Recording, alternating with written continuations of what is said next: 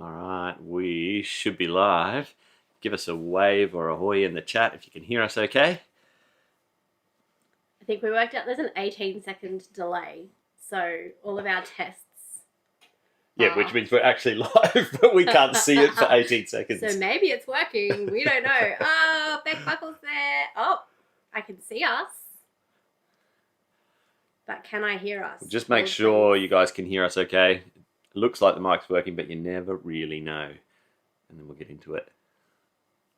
Hey, we got a wave. Thanks, Kelly. Thanks, Narelle. Threatened rain, spat for all of 5 seconds, so we panicked and pushed everything inside, and now it's no longer raining. Yeah. So welcome to our lounge room. Maybe we'll just threaten to do a live outside and it'll rain every time, and there will be no El Nino and there will be no drought. Yeah, but it's only good if it actually rains. Like, it just didn't actually rain. I thought about washing my car today. Maybe that's all it took. Yeah, and I left all my power tools out today. That's always, it's tempting fate. But the bomb did exactly what it's been doing. Although we've had some good rain over the last month, but yesterday, it was showing that we would have like 17 mils of rain, and then today it updates to say, 50% chance of 5 mils, which means nothing. Nothing's coming. This time last night, it was meant to be pouring right now. Like I said, it's spat 9 times. Yeah. Anyway, Thanks for being here, everybody. Don't risk it with computers and cameras, so we just moved inside. So, welcome to the lounge room. Oh, love from the Buckles in Bali. Love the Buckles in Bali. I've been thinking about booking a holiday to come and see you guys. We have a few things on first. Yeah. Including the Tiny Home Festival, which, if you haven't caught up, got delayed. It was supposed to be on this weekend. We were meant to be there now. That's why we had a free Sunday. So yeah, that's right. So that's in like 2 weeks, 3 weeks? The weekend of the 10th of July. That's all 10th of July. Saying. There you go. Yeah. Yeah. So we're going to the Sunshine Coast. And then in August, we have got a sneaky little Port Douglas trip. Oh, we do too. Yeah, that'll be fun. I've never been up there. Very good friends is turning 50. And so we're all making the trip up there. We've got an Airbnb booked. All a bunch of chef friends. Yeah. So it's a bit self-indulgent, isn't it? When you go to a 50th of a chef. There's an outer reef fishing trip for the boys that then gets brought back to the house, and the chefs will cook whatever they catch. So that's going to be a fantastic trip. If you have any recommendations about where to go in Port Douglas. Yeah, I've never been up there, have you? Never been. Yeah. No. Yeah, that'd be fun. All right. We are flying solo tonight. Yeah. As in we're not live streaming with another homesteader. Although, g'day to Hayes Homestead. I think I saw you guys in the chat.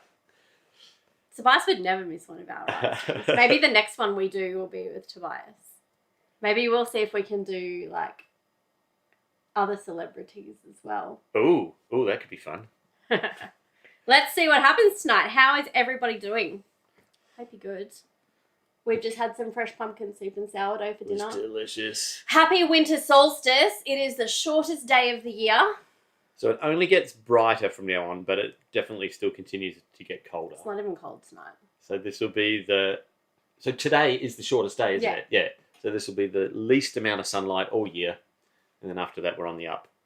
Yeah. As far as sunlight goes. But not as far as cold goes. For the solar powered amongst us. Mm-hmm.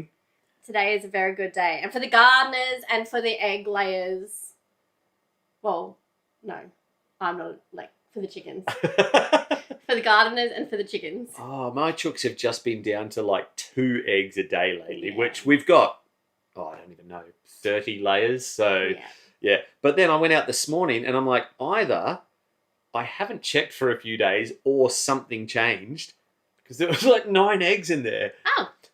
One thing did happen. I had a rooster die. I found it this morning. So I'm maybe there was all sorts of rooster shenanigans the Barney rooster? that were going on. No, it was that other Morans. I had a backup. I didn't really. The backup died? It feels bad saying it, but I didn't really need him. I was keeping a backup of a specialty breed. Oh, dear. The spare. What was that movie with Ewan McGregor, The Island, where they kept a copy of you just in case you needed an organ transplant or something? Anyway, we don't do that with our roosters. There's so many fun people here tonight. There's 139 of you here. Wow, that's amazing. Oh, hi, Mum. Hi from the other side of the dam. Hi, Mum. So nice when your mum comes to visit on the live stream. All right, hit us up with your questions. One thing I will say tonight is I don't want to talk politics. I'm sick of politics. That's for the other channel. We're going to keep it light-hearted and fun. You can go as deep as you want in the homesteading world, but we're not talking about politics tonight. I'm over it. I don't think I'm built for it. I feel like saying you're not going to talk about politics even just opens I want a to talk can about of it. worms. Don't ask questions about it. I'm sick of it today. Fair enough. We did have a very busy day just while there's questions coming in. We did have a very busy week with our bulk shop. Yes, we did. That if there's a lot of people out here who love a good bulk shop, and if you don't yet follow Urban Queensland Homestead, Amanda I think from that's Urban the channel Queensland name, Homestead, Yeah. she is fantastic. If Yeah. you love the bulk food and the stockpiling and the preserving side of things that we do, she's better. 100%. So I'm still learning. She has a wealth of knowledge. Go and follow her. She just put up a really interesting video that I started to watch while I was eating dinner. So I'll go back to that. She's been doing a big bulk shop this week too. So go and check her out. G'day from the US. About to experience your longest day of the year. Yes, you are. Oh, happy You summer are. solstice. Yeah. It's so funny. Regan's birthday is on the summer solstice. Is it or is it the here, day before? or Day like after? around. Yeah. And Alia's birthday is on Tuesday. Yeah. So it's winter Yeah. and summer. Yes. Yeah. I don't know why that's funny. Oh, an observation. Do you use Starlink? We sure do. Absolutely. Yeah, I don't know if there would be any other. Well, Kirsty's folks were out here before so they were living here a few years before we got here, and they were using like a Telstra, 4G. like a 4G dongle thing, and it was rubbish for what they were spending for it. It was just slow, and they kept raising the prices on them, and How unlike Telstra. yeah. But look, to be fair, Starlink just raised their price, didn't they? But how long have we been with Starlink since they came out in Australia? I pre-ordered our first dish a year before Starlink arrived in Australia. It was $700. I'm a total- I remember total being nerd. like, what is this charge? So yeah, we've had it since whenever Starlink got to Australia, and that's the first price rise I can remember anyway. So yeah, that's so that's not bad. pretty good. That's not bad. Somebody asked, where is our foil? Ugh. Oh, yeah. I was thinking I would put it here. It all got a bit crazy when it started raining, and I forgot. So maybe the foil can stay in the cupboard tonight. I have got a stockpile of it though. People want to know. Oh, people want to know when Mum's coming on a video. Mum was meant to be on this week's video, but the entire process of ordering the bulk shop from the wholesaler, and receiving it was such. Yeah. You know, like, if anybody's ever worked, I mean, we've all worked in businesses, and bad things happen, mistakes happen, it's fine. But this whole process You're being very gracious. was an actual shit show Yeah. from the start to the finish. Yeah. And when we got home, I think we got home at like 4:00 in the afternoon. Yeah. With a wasn't late. trailer full of literal things that had been chucked on there because the whole handover process was so wild. Mum and I cracked a bottle of wine together then, and then sat down to sort it out because it was just such an awful time. We should probably backstory that a little bit. No, now. I'm not going to throw any companies under the bus. Just to say that the delivery process was a bit non-standard, and I think that was because we don't have a commercial address, and so who we bought from, they were quite happy to meet with us. But then it was like literally meet on the side of the road, back up to the truck with the trailer, throw things on. Never Our car again. wasn't being the best that day. And so Never again. it was just one of those days, you know? And they kept Never messing again. things up, didn't they? Like they had your contact details, but they kept ringing your mum. And then, it was just one of those, It was a bad time. like everything went wrong. Yeah. So we felt proper traumatized. And then the next day, Regan and I were like, we were meant to film all of this yesterday, and it just didn't happen. I know. And so then we had to come up with a whole new filming plan. So if you want to know how we come up with our video ideas, that one was, so when did we go up to the city? We went up Wednesday to pick up that order. Mum says she's scarred for life. By Thursday, we were like, okay, we didn't film any of that. Obviously, none of that went to plan. What are we going to make a video about? And that's when I literally started quizzing Kirsty about bulk food. And I'm like, oh, let's stop this whole conversation. Let's just record this. That was, it was great. Didn't negate the fact that you all watched me process it sped up. So it didn't seem like it took that long. But by the time Friday afternoon came around, I was like... all the time lapses. Good night. Yeah. Good night. Tobias wants to know, where did you get that cable knit jumper, and are they all out of winter storage? Oh, this is custom. It and is. you need to know, what do you call a person that knits? A knitter? Really? Is that what they're called? It just doesn't seem right. I feel like it's like, you know, like so many of those ancient things have really cool names. You know, a person that makes barrels is a cooper, you know? I just thought it would have like a really cool name. Anybody know? A nana. Kirsty's mum actually knits. Yes. And so I've got one. Kirsty's got an equally cool one. Sorry, Dad. Kirsty's dad's been waiting for years and he still hasn't got his. But yeah, this was custom made, custom colour selection. Modelled on, actually, there's a little story because orange has always been my favourite colour. And Kirsty's mum's grandfather. Yes, her papa. Yeah. Yes. Tell me if I'm wrong, Shona, in the comments. No, it's her papa. There's a photo of him in his greenhouse with Scotland with the orange knitted jumper. And it looks very much like this. And so when I told your mum I wanted orange, she's like, I've got a photo. And I just went, that's the jumper. So, yeah. Tobias would like one too, Mum. He would like to be... Well, if Tobias gets one before your dad, no, that's going to be... Somebody wants to know, what's the Willow Creek cask wine like? Verdict, please. Look. If you're desperate. It's my prepper wine. I have my... You say that, but that's what you're drinking tonight. Well, because I haven't... Tomorrow we have to go to Toowoomba. Yep. I have to go to Toowoomba a few times this week, actually. But tomorrow I'm going to do my... Because I'm all out of whack because I'm out of pay cycles, and so I haven't done like a normal monthly shop. And it just works out that I just drank all of my good wine. So now I'm on the prepper wine, and I'm not sure. I think I'll be sober in the apocalypse. Really? Well, because we've got our prepper wine and our prepper coffee beans. Yeah. Like we ran out of coffee beans this morning, and you're like, do we have any coffee beans? And we like to buy freshly roasted ones.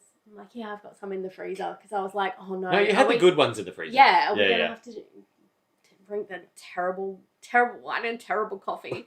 That's saved for the apocalypse. So, in the event of the apocalypse, then what you're saying is... We joke about the zombie apocalypse. We need more grapevines. That definitely has to be on next year's goals. And...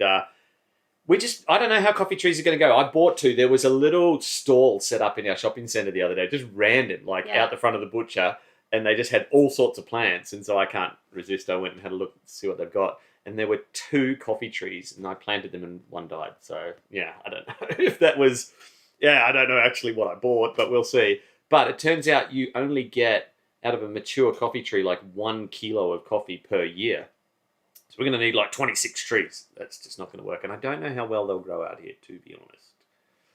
Annie, I promised something on the last podcast and I missed it. What did I promise? Oh. You'll need to tell me. Patricia, do I put the oxygen absorbers at the top, the middle, or the bottom? I always assumed the top. But more expert people... Well, I haven't been called out on it on the video yet. Which I've been called out on most other things. Especially the citric acid in a metal bin. Oh, I saw that. Didn't even think about that. I'm like...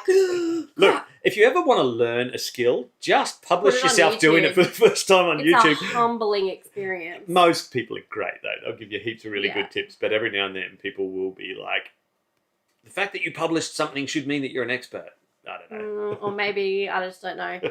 Time to start making mead, Danny Buckle says. Yes. It sure is. I've still got some of your honey, mate. So they're that's got to be in the works. That's true. Yeah. That's in the Tobias says robot lawnmowers have changed my life. If you invest a bit of time into setting it up, they're relentless. I agree. This is going to sound really arsey. But because we've got the new one and the old one, which we're going to keep on the farm and gift. we had some friends come over the other day and their young son was just like, can I see the robot lawnmowers? Because they watched the channel. And so there was these 2 robots mowing in the same place and like mowing around each other. And I just looked at it and I was like, this is too overstimulating for me. I did say he was like all of 7 years old, and I'm like, he was loving it. I've got an idea. I've never tried this. Should we turn them both on at the same time and see if we make them mow the same area? Will it be like battle bots? And he was super excited. It wasn't that entertaining, but yes. No, they're pretty slow. What did you think about making your own homebrew? So I've been doing the kit homebrew. Yeah, I think it's about finding the right kit. That I don't love them. I've been using the Cooper's one, and it's okay. You need time to play with it. No, I need a routine. It's actually not that time. Anybody that's made homebrew knows the most time-consuming part is cleaning the bloody bottles. So, although I did watch a video the other day, and it was just a pommy guy in a little country cottage, and he was doing a homebrew tutorial, and he just makes them in, like your 1.25 litre soft drink bottles. He just makes his homebrew in that. I'm like, that's not a terrible idea. That's like, what? Oh, that's actually quite... I'm just we have working out. everything What's a bottle? 300 mils to be able to make homebrew. Yeah. And mead. That's like... And... that's like 4 or 5 bottles. Other things. Yeah. Yes. And wine. But we have everything we need. I did just score a whole bunch of tallies, so that makes it a lot easier. And Thea, we do have beehives, so meat is definitely on the cards. Somebody wants to know where we get our coffee from. 6 of 1 Coffee Roasters in Toowoomba. Yeah, we're pretty pedantic about our coffee, so one of the first things we do is scope out the local roasters. Yeah. If you're around the Northern Rivers, Bastion Lane Coffee. Oh, at Ukai. Gary at the Ukai Post Office. Yeah. Shameless plug. He's bloody brilliant. That's who we used to work with when we ran a cafe down there. Yeah. I'm reading. Oh, yeah? Let me ask you a question. Oh, Jacob Farm Life says, here from the bulk food storage video, the funnel worked. Yes. Yes. Speaking of funnels, Kirsty has been busy in the back room of I don't know what you call in website building. What do you call that? It's called the back end of the website, isn't it? I was going to say it, and then as I said it, I'm like, no, that doesn't sound right. It is. But it's called, yeah. So we are looking at, we are looking at changing our membership site. So for those of you guys that are with us on Patreon, it's amazing. We love it. We love that there's kind of this core community that we get to have these mad chats with. It's just not super flexible. It doesn't let us do a lot. And for what they charge us, well, actually the way Patreon works is they take a cut. So in the early days when we only had a handful of members, it was all right. Fine. But now that we're growing, it's like, it's starting to get a bit noticeable, and that's kind of Kirsty's income, really. So we're looking at kind of really streamlining that. So anyway, watch this space. Nothing to announce just yet, but I'm working on it. Yeah. So one of the first things she worked on was on that video was the opportunity to get a download, and we've never done that before. You guys would never know that it's a different system, but it was a completely different system. Yeah, sorry, not that we've never done downloads before. No. We've just never automated it before. So we're like total nerds. We're sitting here on that first night with the computer going, hey, somebody else just clicked it and downloaded it. It's kind of exciting in a nerdy sort of a way. But anyway, all that to say, we really have lots of plans for that whole side of things now that Kirsty's time has been massively freed up to be able to just build more content and just create resources in a space that's easy. Patreon's not that easy. It's great for the chats and it's great to be able to do some exclusive content. But you can only have 10 chats. Yeah, which is just crazy. Which doesn't work for us because we would love to have all different kinds of chat rooms for all different kinds of topics. Well, we started setting up like regional ones and that's when we hit the limit. Oh, we're like, oh, that doesn't work. That doesn't work. Yeah. Recipe ones and cooking ones. All right, I've got a question for Michelle. I'll just answer your question. Do you think you'll track the costs for your pantry items from this week's haul and then do an update in 3-6 months on the difference in price? I'm going to write that down right now in a note because that's a really good idea. Thanks for building into our content ideas calendar. Food prices in 6 months track. Hopefully tomorrow Kirsty will know what that means. Somebody wants to know, and this is definitely you. Oh, called out by Tobias for not using my tankard. Also called out for Tobias. Would you grow barley for lager? I did grow barley out of my mulch on my garden. Every single garden bed. Every single garden bed. I did grow barley. So I know it's really easy to grow here. But hops, yes. I am keen to Yes. try growing hops. That would be pretty It's cool. next on the list under wine. Yeah. I saw a question there about predators like snakes and Oh, no, foxes that was and not. rabbits. Mother Hacker, you're next. Hasn't really been an issue for us. So we definitely do have plenty of rabbits around here. I know. We're in Queensland. It's like they just don't read the signs that they're not allowed to be here. The signs are all over the highway, and somehow they just continue to ignore them There's and no cross the border. There's no rabbit-proof fence across the M1. Yeah. Did they take that fine away? Remember you used to come up the M1 and as soon as you crossed the border, there was this big poster of a rabbit and it used to say $63,000 was the fine. I never noticed it until the borders closed during COVID, and it was the same level of financial fine to like dodge the border check as it was a rabbit. Oh, wow. And I was like, That would have been never the time noticed to that do sign it. before. Sneak some rabbits in over the border. They were more worried about did you have your can't papers in believe order. that they don't like respect the signage. Yeah, so all of that to say, we've got plenty of rabbits around, but they haven't really got to our gardens.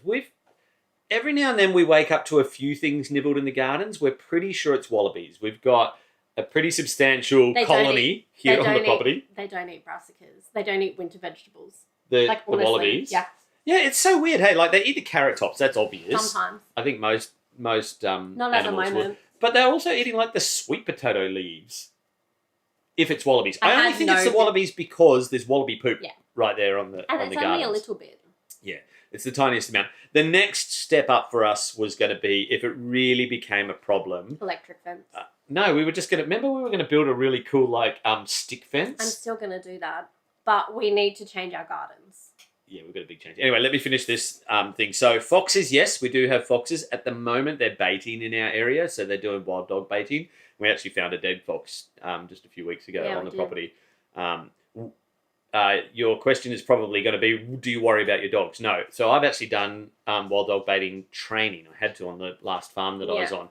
There's so many rules and restrictions. The reason we would have found a dead fox on our property would be because it would have taken bait from hundreds of meters away from our property. Like you're not allowed to bait within, I think it's 200 meters. New South Wales. I don't know if it's the same. It might be slightly different here. We might need to look into that. But bureaucrats are bureaucrats. I'm sure there's equally as many rules. But anyway, there's all these rules that basically do, unless your dogs wander off your property, which ours don't. They're pretty well protected. So foxes haven't really been an issue, but I also think that's because our dogs are here and they're super alert, and so they just they'll bark, and sometimes I'll let them out because I do want them, if they spot one, I do want them to chase it, even though it's annoying. So I'll grab the big spotlight, let them go for a chase. And 9 times out of 10, it's an echidna. And the amount of times that I've done a run and then like 50 meters away, there's an echidna and I'm like, how did you hear that? It's echidna mating season.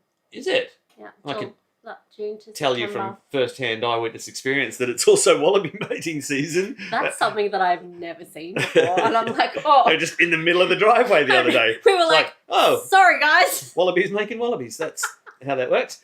Sorry, guys. So it's echidna mating season. What are you saying? That they're particularly loud at this time of year?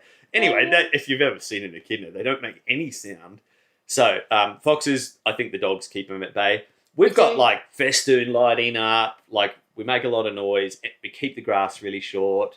We do have snakes out here. We've got plenty robot mowers keep the grass really That's true. short. That's true. Oh dear. We do have brown snakes and possibly some other nasties. We do have wild dogs.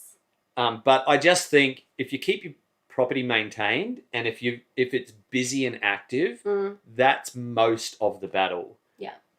Like the last farm we ran, there was kind of 2 parts to it. It was split down the middle by a road, and on the kind of occupied side of the farm where the house was and all that, we hardly ever had issues with foxes or wild dogs or anything like that. On the other side, where it was just paddocks, just all the time. You really had to kind of go to town with the electric fencing and all that. So, all right, You had a question. Shorter answers.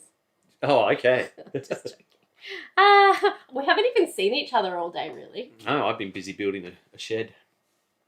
Yeah, because all of our long-term storage got kicked out of the pantry. It sure did. And it was going to rain today. It sure did. There's nothing like all of your keepsakes and your books and your decorations out on a pallet under a tarp to make you hurry up and build a shed. So, Mother Hacker, do you plan your automations and farm systems in advance? And if so, how far down the track are they? Ooh. That's a you question. What automations do we have? Sort of. I mean, I don't know.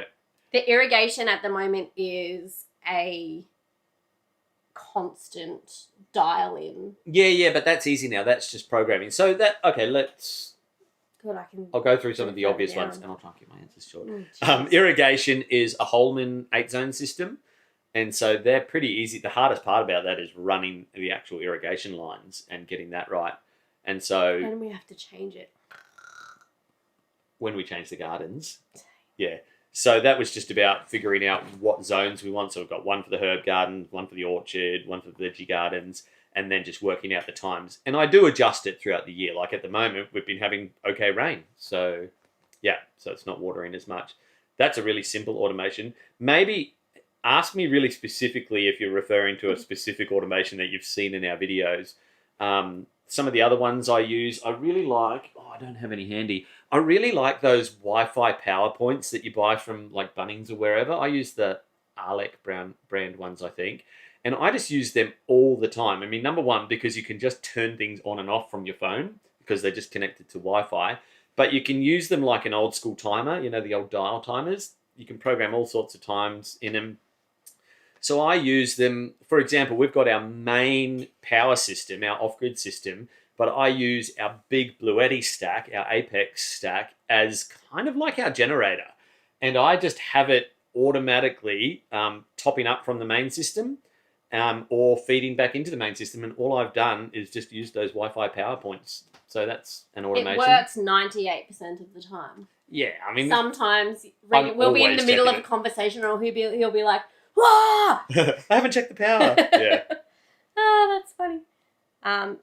Victoria, I'm just going to assume your name's Victoria by your username. Would you consider doing a what I wish I started with in the area of food processing and gardening, similar to the ones Regan has done lately? She loves those videos. Ah, okay. What I wish I'd done at the start. Now That's that I a know really what I know. good idea. Yeah, great idea. Add that to the list. Writing that down. Thanks, team. We're going to have like a month's worth of content ahead of us. It's sometimes so hard to know what videos to make because we always want to be valuable. Yeah. We don't want to make just videos for video's sake. So it's like, what's going to be valuable? And you just never know. We make videos for us 15 years ago. Yeah. We didn't know anything and we're just starting out. What we wish we'd known. What we wish people would have told us. Well, because we were watching, you know, the likes of Justin Rhodes and all sorts of gardening channels. I wrote that down. Yeah, cool. Like, they were all our inspiration back then and still are. People are talking about fencing. Ugh. Fencing is becoming urgent for us. Is it?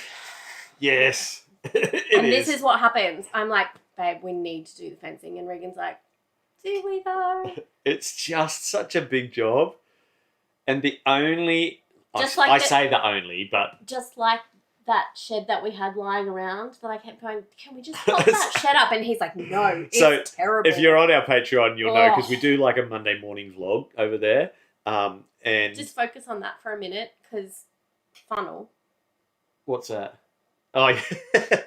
So if you like the vlog style content, that's where it lives right now. We do a Monday or Tuesday update. And really short version of why. YouTube was just punishing us when we were trying to make like vlogs, weekly day in the life, what's happening on the homestead. We just were getting literally half the views or less.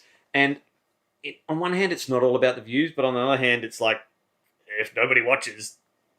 Anyway, so that's where that lives. If you watch that one on Monday, you'll see that I started putting together this kit shed and I told the story there. But when we left the last farm, not so long before we left, we had this big massive flood, and there was this 3x3 kit shed, one of those Bunnings sheds, and they're not cheap, and it got just flattened by the floodwaters, and it ended up in a big skip bin. And as we were packing up to move out here, I saw all those bits of zinc aluminum in the skip bin, and I went, they could come in handy. And so I just loaded them all on the trailer. And then Kirsty's been saying for the last 2 years, are you sure that shed won't go back together? And in my mind, I'm like, nah, I'm going to have to build a frame for it.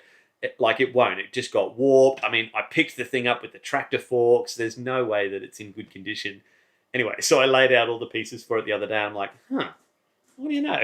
All the pieces are there for that shed. And so I've been screwing that together for the last few days. And now we've got 9 square meters, 9 cubic meters. No, it'd be more than that, like 18 cubic meters of storage anyway.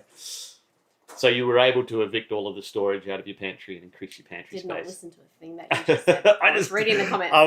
That was very good. I was confessing to Guys, finally I'm not building going to make an impression of an echidna mating sound. It's not going to happen. I don't think I could even make that sound. That is a question for AI. Don't put that in your Google, and if you do, make sure that you're in incognito mode. Oh, that's funny. Somebody said that we need to get licensed for pest management. Yes. We don't talk about our gun licensing very much. Somebody said on the bulk storage video that we shouldn't tell people that we have bulk food storage and that sort of thing. And my reply to that is... I get it. I understand. But people who tend to be prepared tend to be aware and prepared. And gun licensing is a very important part of rural living. You have to, if you've got livestock, you basically have to be able to do what you need to do. Oh yeah, absolutely. If you've got an incredibly sick animal, you don't call the vet out. Absolutely not. You'll just spend all your money in the first year on the vet. So if you've got to put an animal down, if you're butchering, which we're going to be doing in a month or so. Yes, we are. That's lined up. I've just lined up the butcher. If you're doing pest management, it's just if you've got land, it's just part of it. You just have to. Yeah. Are you saying that because you're saying you're trying to put it out there that we've told everybody that we've got a shipping container full of food, but we've also got firearms? Is that the story? It's so hard on YouTube. The comment section sometimes really gets to me. This is why I'm like, I'm not sure I'm built for it. Because when somebody said that, I'm like, why? Like, I'm not stupid. Of course I would think through putting this out there on YouTube. Of course there's security factors. Of course I've thought about that. Nadine Miller said they got a great deal on their Bluetti and received it in 5 days. Hey, that's pretty good. Do you want to do a shameless plug? Only because the prices are so good right now, guys. Yeah, I mean, if you've been thinking about it's it... It's ridiculous. Like, they're so good. Yeah, and a lot of people have been messaging us like that, saying, thank you, I've saved a ton. I think that new one it's new for us. We got the Elite 300, and with the end of year... That's the one that I like, isn't it? Yeah, the little one. Because I can lift it. Yeah, and it fits in the backseat of the car and all that. So it's like $700 off with the end of financial year sale, and then like an extra $150 off if you use our discount code or something like that. I don't know. Can we put a thing in the chat? What is it? I can answer some questions if you want to do that. Yeah. Chupa says that we're their inspiration. That's so lovely. I will find a Bluetti link and put it in. Sassy Cass Oz. Yeah. We are going to go live like every 6-ish weeks. Noel from Corinda Homestead's here. You can't please everyone all of the time, so we don't even try. Nice to see you here, Noel. I haven't forgotten about our dinner date. Karen wants to see our how to do fencing videos when we do them. Of course we will do that, but in the absence of us doing that, farming with Tim Thompson? For what? Fencing videos. That's where you learned. Oh, yeah. If you want to learn anything fencing, you should be watching Farm Learning with Tim Thompson. Absolutely. Guys, I just put 2 codes in the chat because I don't really get how the codes work with Bluetti. I think they're per product. So the 6% code, I'm pretty sure, is working on the Apex and maybe on Elite as well. But we've also got like a 5% like site-wide code. So if the 6% one doesn't work, at least use the 5% one. So there you go. I learned all my fencing knots with Tim Thompson. Yeah. JJ's here to get the apple crumble out of. He's trying to like walk so quietly over the gravel out there. Shane, our friend Shane, Yeah, Shane. My Resilient Farm project. Remy's barking at you. Are we planning anything new for our veggie garden this summer? Why, yes, Shane, we are. Oh, do we want to talk about what's happening in the garden? You can. Are you just sad about it, are you?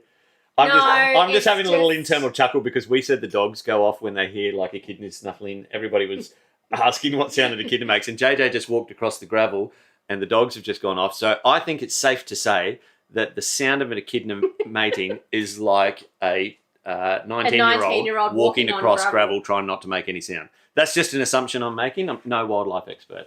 All right, so the gardens. All right, if you've seen our videos where we've shown the gardens from above, poor Remy. Remy's upset. He's locked in the bedroom. You're JJ, you're just ruining the vibe. Stop trying to not be noisy. All right. When we got here, we cleared a space for the gardens, and where we're positioned, like up here in the tiny home, we look down to the dams.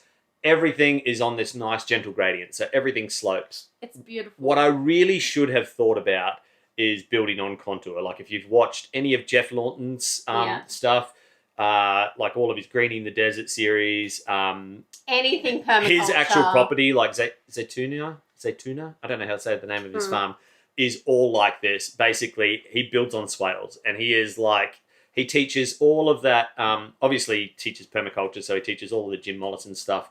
But there's a book about swales. It's from like the 60s or 70s, and I can't remember the guy's name. He's a Japanese guy. Somebody's going to tell us. Yeah, if you've read the book, there's a Japanese guy from like the 60s that first wrote about this.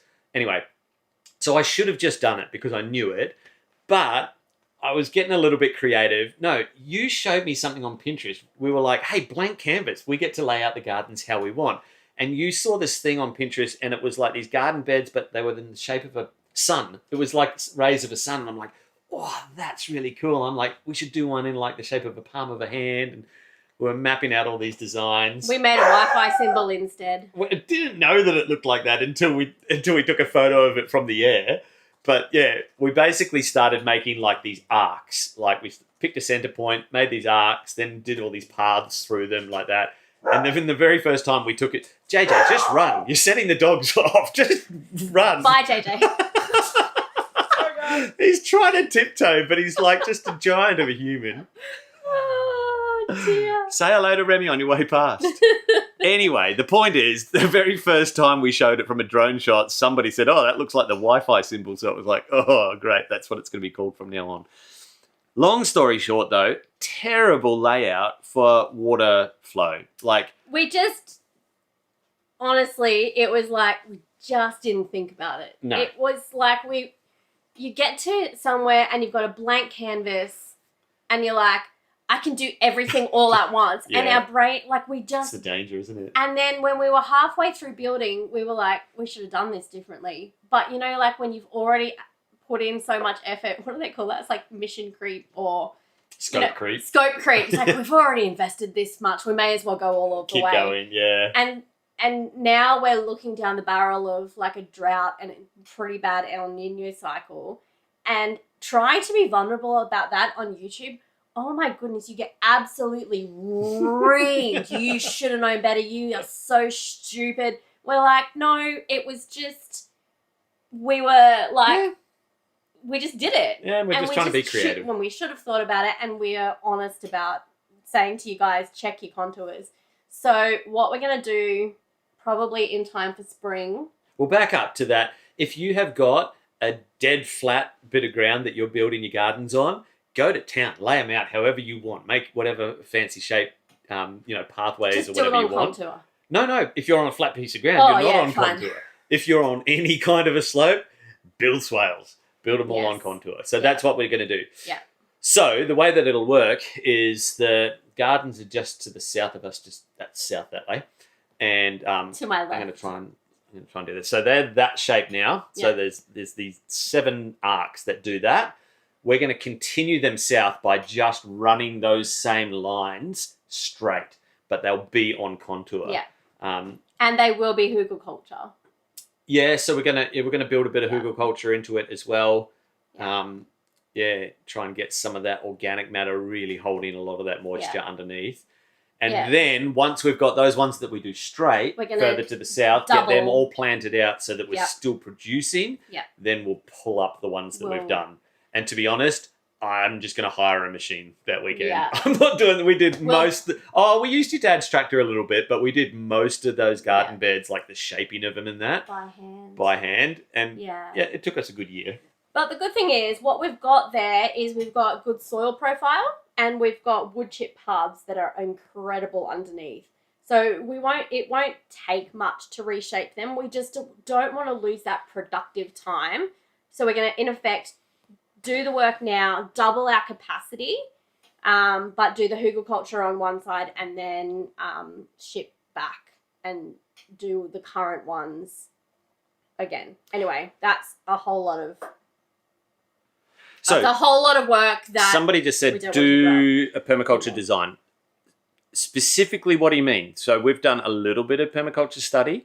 I haven't done my design certificate. I'd like to, because at some stage I'd like to teach it.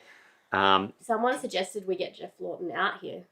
Well, we could. Could we do that? He's just over the border. Is that something that we could do? Yeah, possibly. I think he does like consultant stuff as well. Mm. Yeah. Plus, he's worked with like Weedy Gardner and a few others as well, so he might. One of the other things that I really started doing on that garden is called syntropic agroforestry. Mm. So that's where you really try to build canopy and story into your design as well. So one of the reasons I wanted that circular design was because eventually I wanted the center of it to start to grow up almost a little bit rainforesty. We're not going to get rainforest out here. I know that. We're in like temperate at best, semi-arid at worst.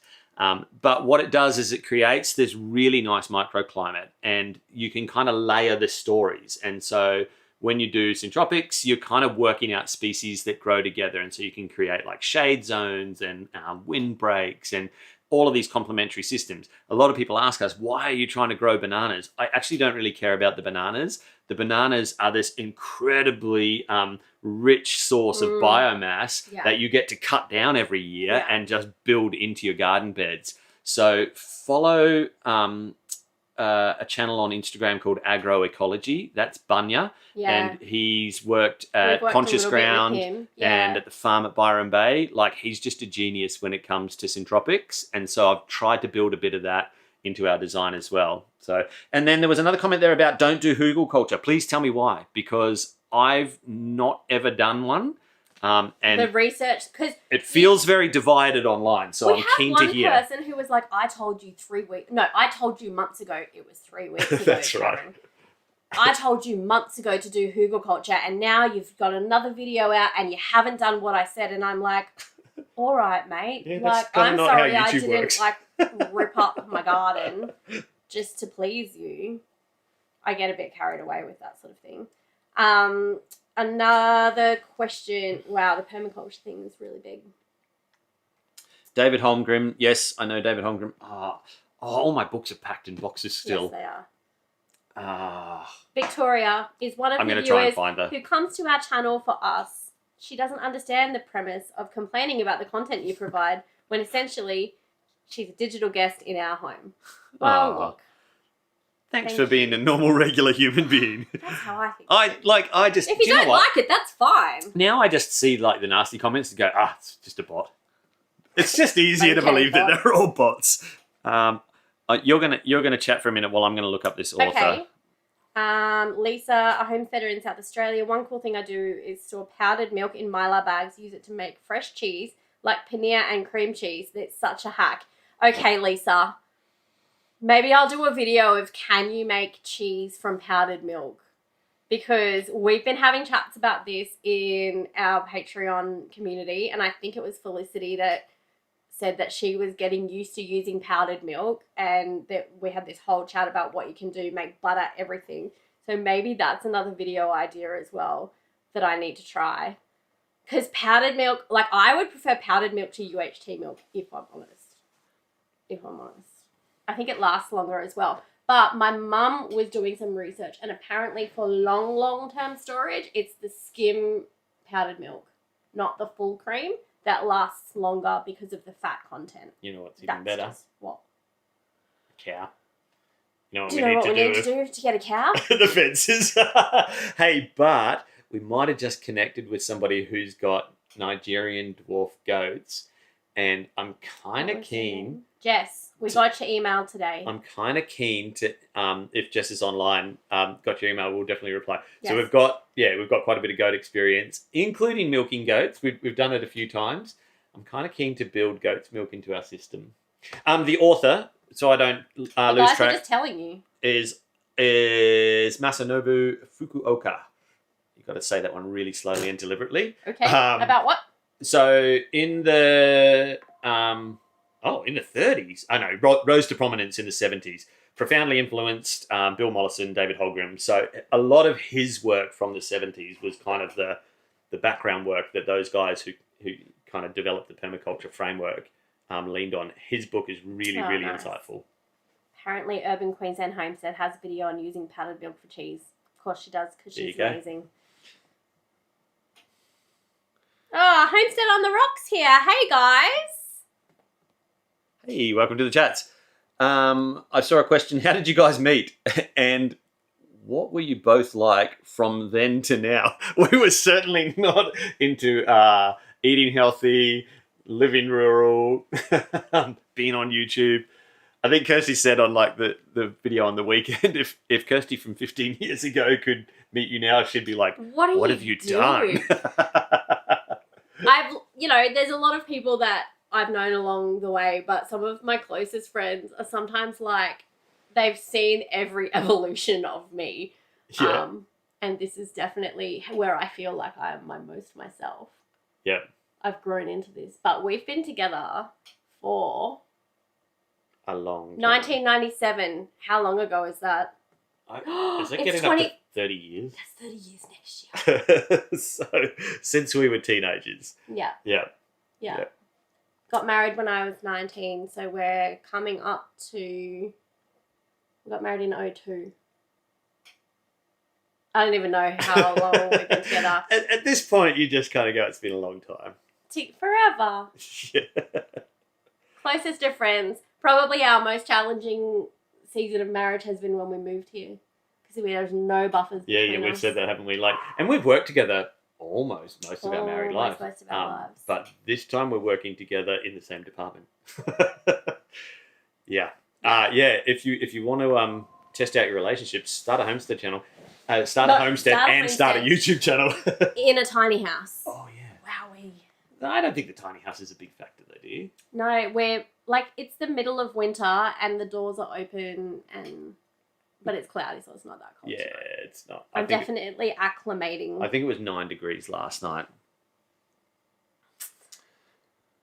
Okay, hit me with some more questions. If you've got it, it's kind of like you want to be engaging, but you also want to read the chats, because I do have FOMO. That you're missing the chats. I know. I said that before we started. I'm like, are you sure you don't want me to read the chats? I feel like you just get into the chats. Yeah, Felicity, basically what we're doing now, I think we're 2 years into growing food here. We've lost the arrogance of growing whatever we wanted to in the Northern Rivers. Taking our Northern Rivers training. There was so many things that just don't click until they're your lived experience. And then you're like, I should have known that. I should have thought about that. But sometimes, you don't know everything, and your experience has to inform you. So now that we kind of know what we're working with here, that's why we're gonna not just change our garden beds, but we're gonna expand, because we want to anyway. I would like some crop growing space as well. And then we'll kind of circle back with what we learn. That's the plan. Our biggest challenge in that regard is water, and you guys know we've made tons of videos about it. So, yeah, I mean, we've had a reprieve. So the dams have, the big dam, the little dam's got a bit of water in it. The big dam has probably got about, I'm going to say, anywhere between 20 and 50,000 litres of water in it. So I have started pumping up from it again, which was... I just shouldn't have, but when the dams ran dry, I changed all of our water management system. I took the pump away from the dam. I changed the way all the lines were hooked up. We've got 2 big 25,000 litre poly tanks, and we had been using one for dam water and one for bore water, because the dam water, when they were getting low, it started to get kind of a bit stinky. And so you'd have a shower. Not that we were drinking it, but you'd have a shower and you'd be like, oh, that's a bit organic, when we were using dam water. And so we'd have one tank for bore water, one tank for dam water. And then when the dams ran dry, I'm like, oh, well, we might as well just set it all up for bore water now. And then I changed all the plumbing, all the pumps, all the lines and everything. And then like a month or two later, it's like, oh, there's water in the dam and I don't have an easy way to recover that. So I've spent the last couple of weeks putting a lot of that back and making it so it's basically a dual system so that we can be either or.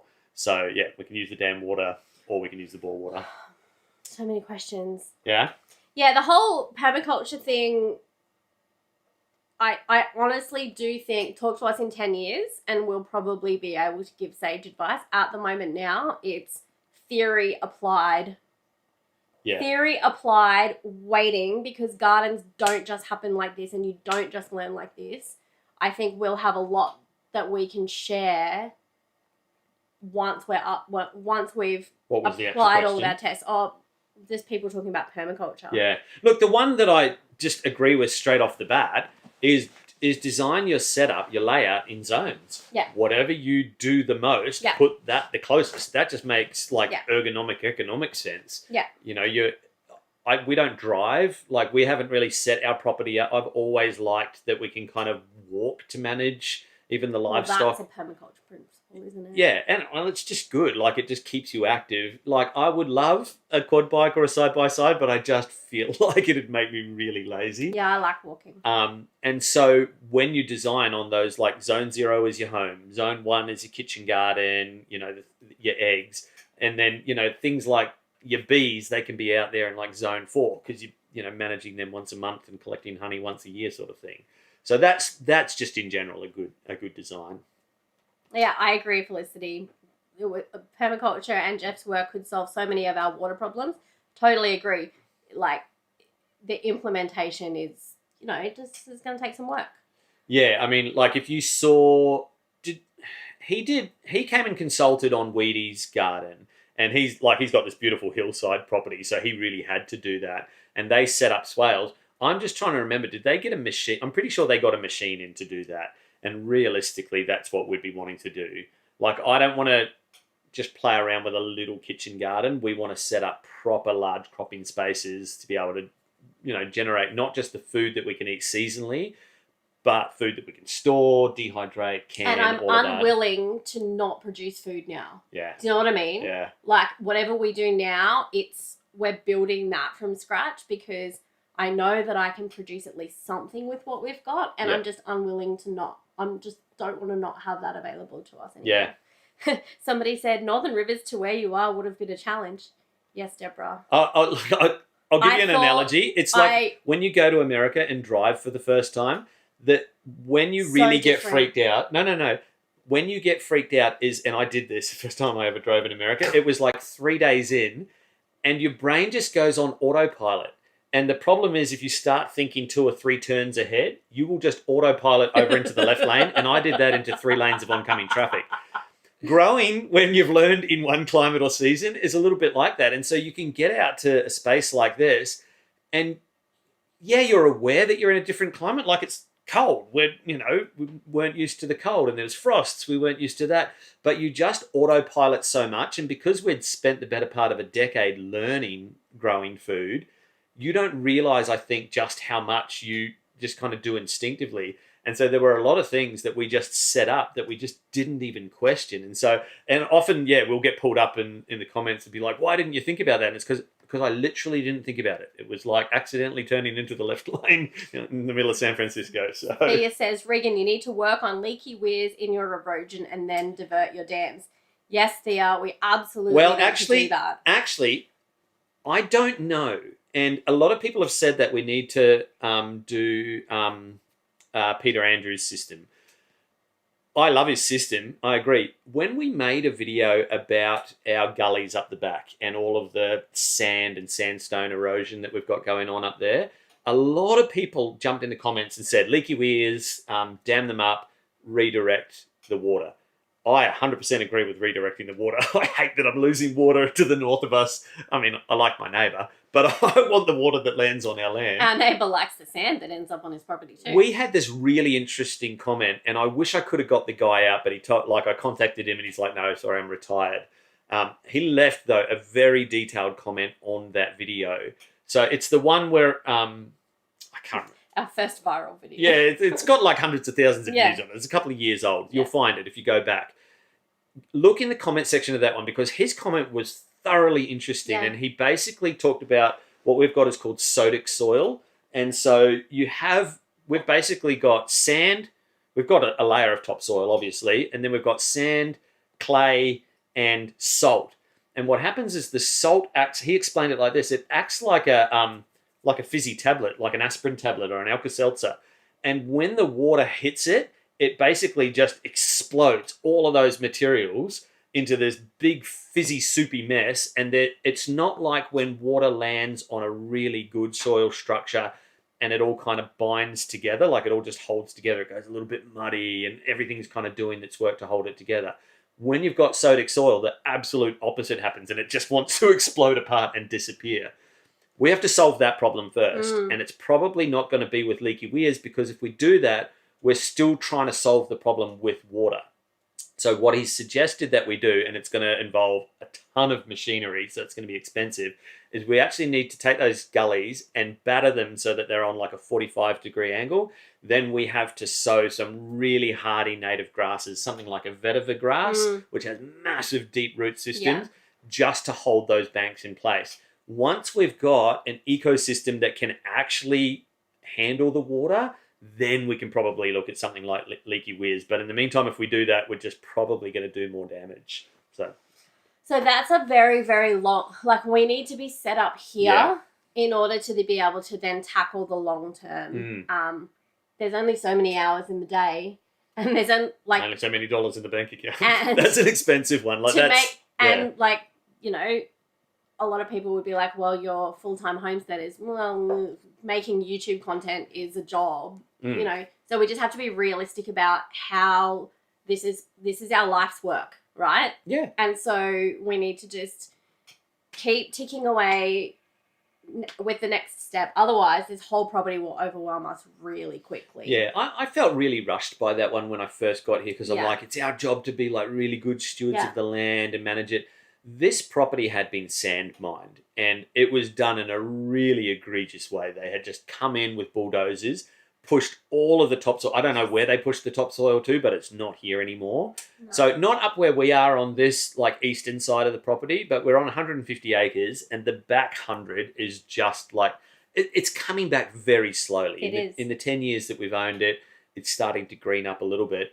But there's basically no topsoil down there. And so we have to build up kind of catchments of organic matter to get that topsoil back. And that's just going to take probably decades, if I'm being honest. But if you've seen the work that like Joel Salatin's done, like in the Shenandoah Valley, like that property that they're on now, Polyface, he says it was like 16-foot gullies when they got there. And it was just blackberries and brambles, and like you wouldn't even try and graze goats there. And they have done an impressive restorative work there, but it took decades. It takes decades. Yeah. And we're committed to that for sure. Callum says, long-time watcher, first-time typer. Welcome to the club, Callum. It's always so much better when you contribute.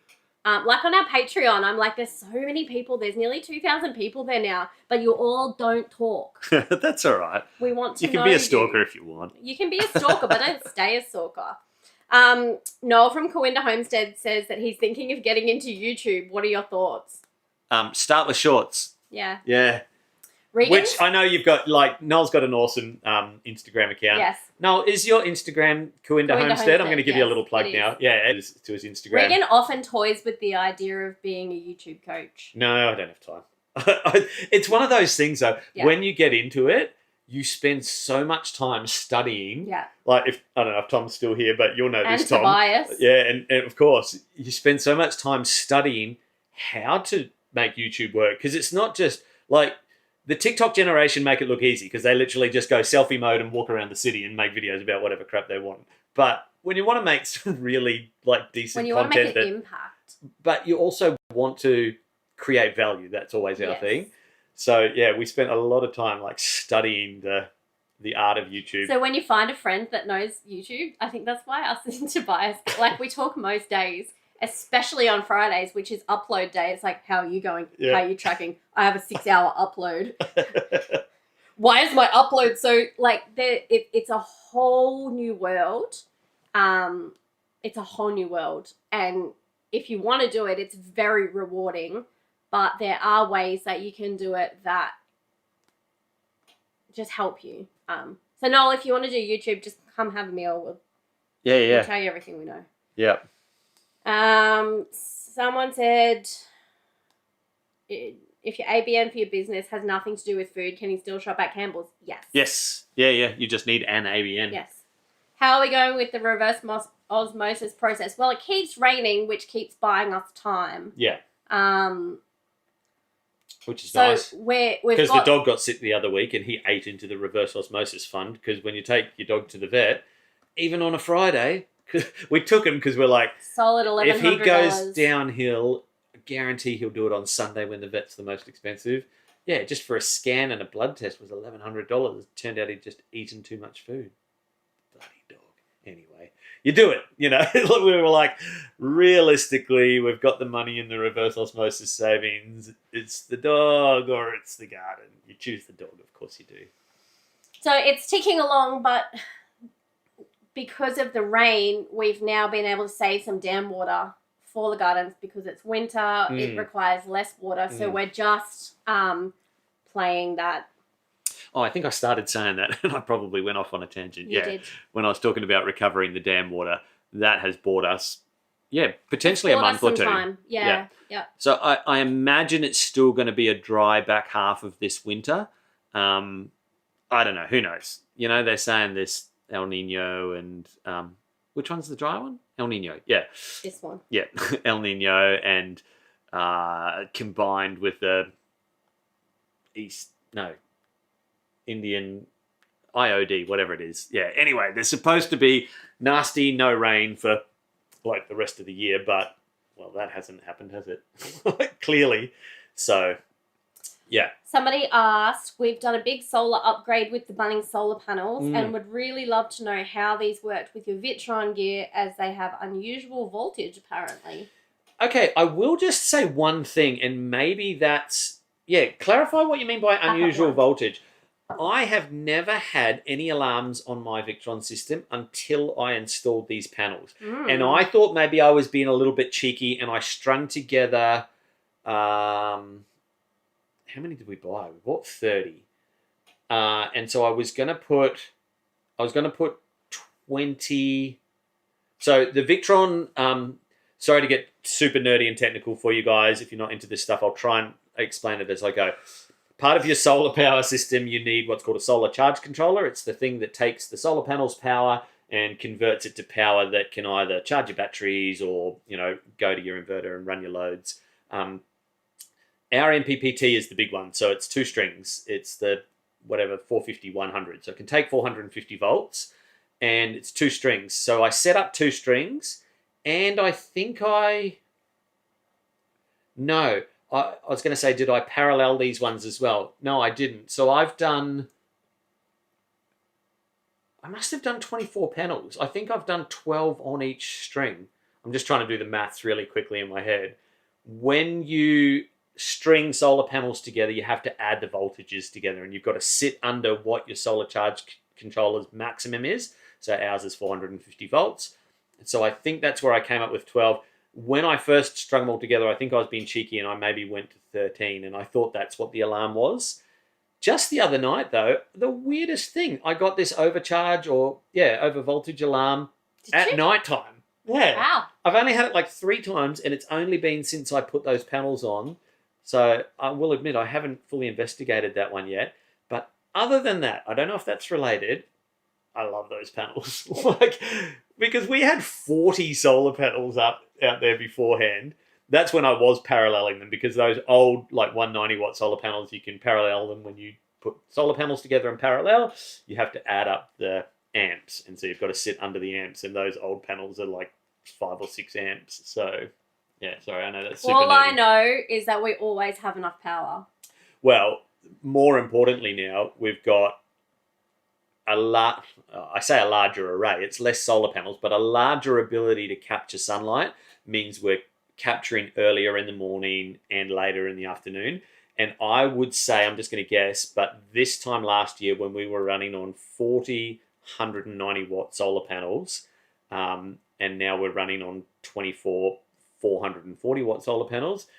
But last year I would say we were using the generator a couple of times a week to get topped up, because Which in a fuel crisis is just not going to be an option. but this time of year, you know, like in the summer, the sun's up there and it Yes. stays up there for hours. In the winter, it's way down there behind the trees, like in the north.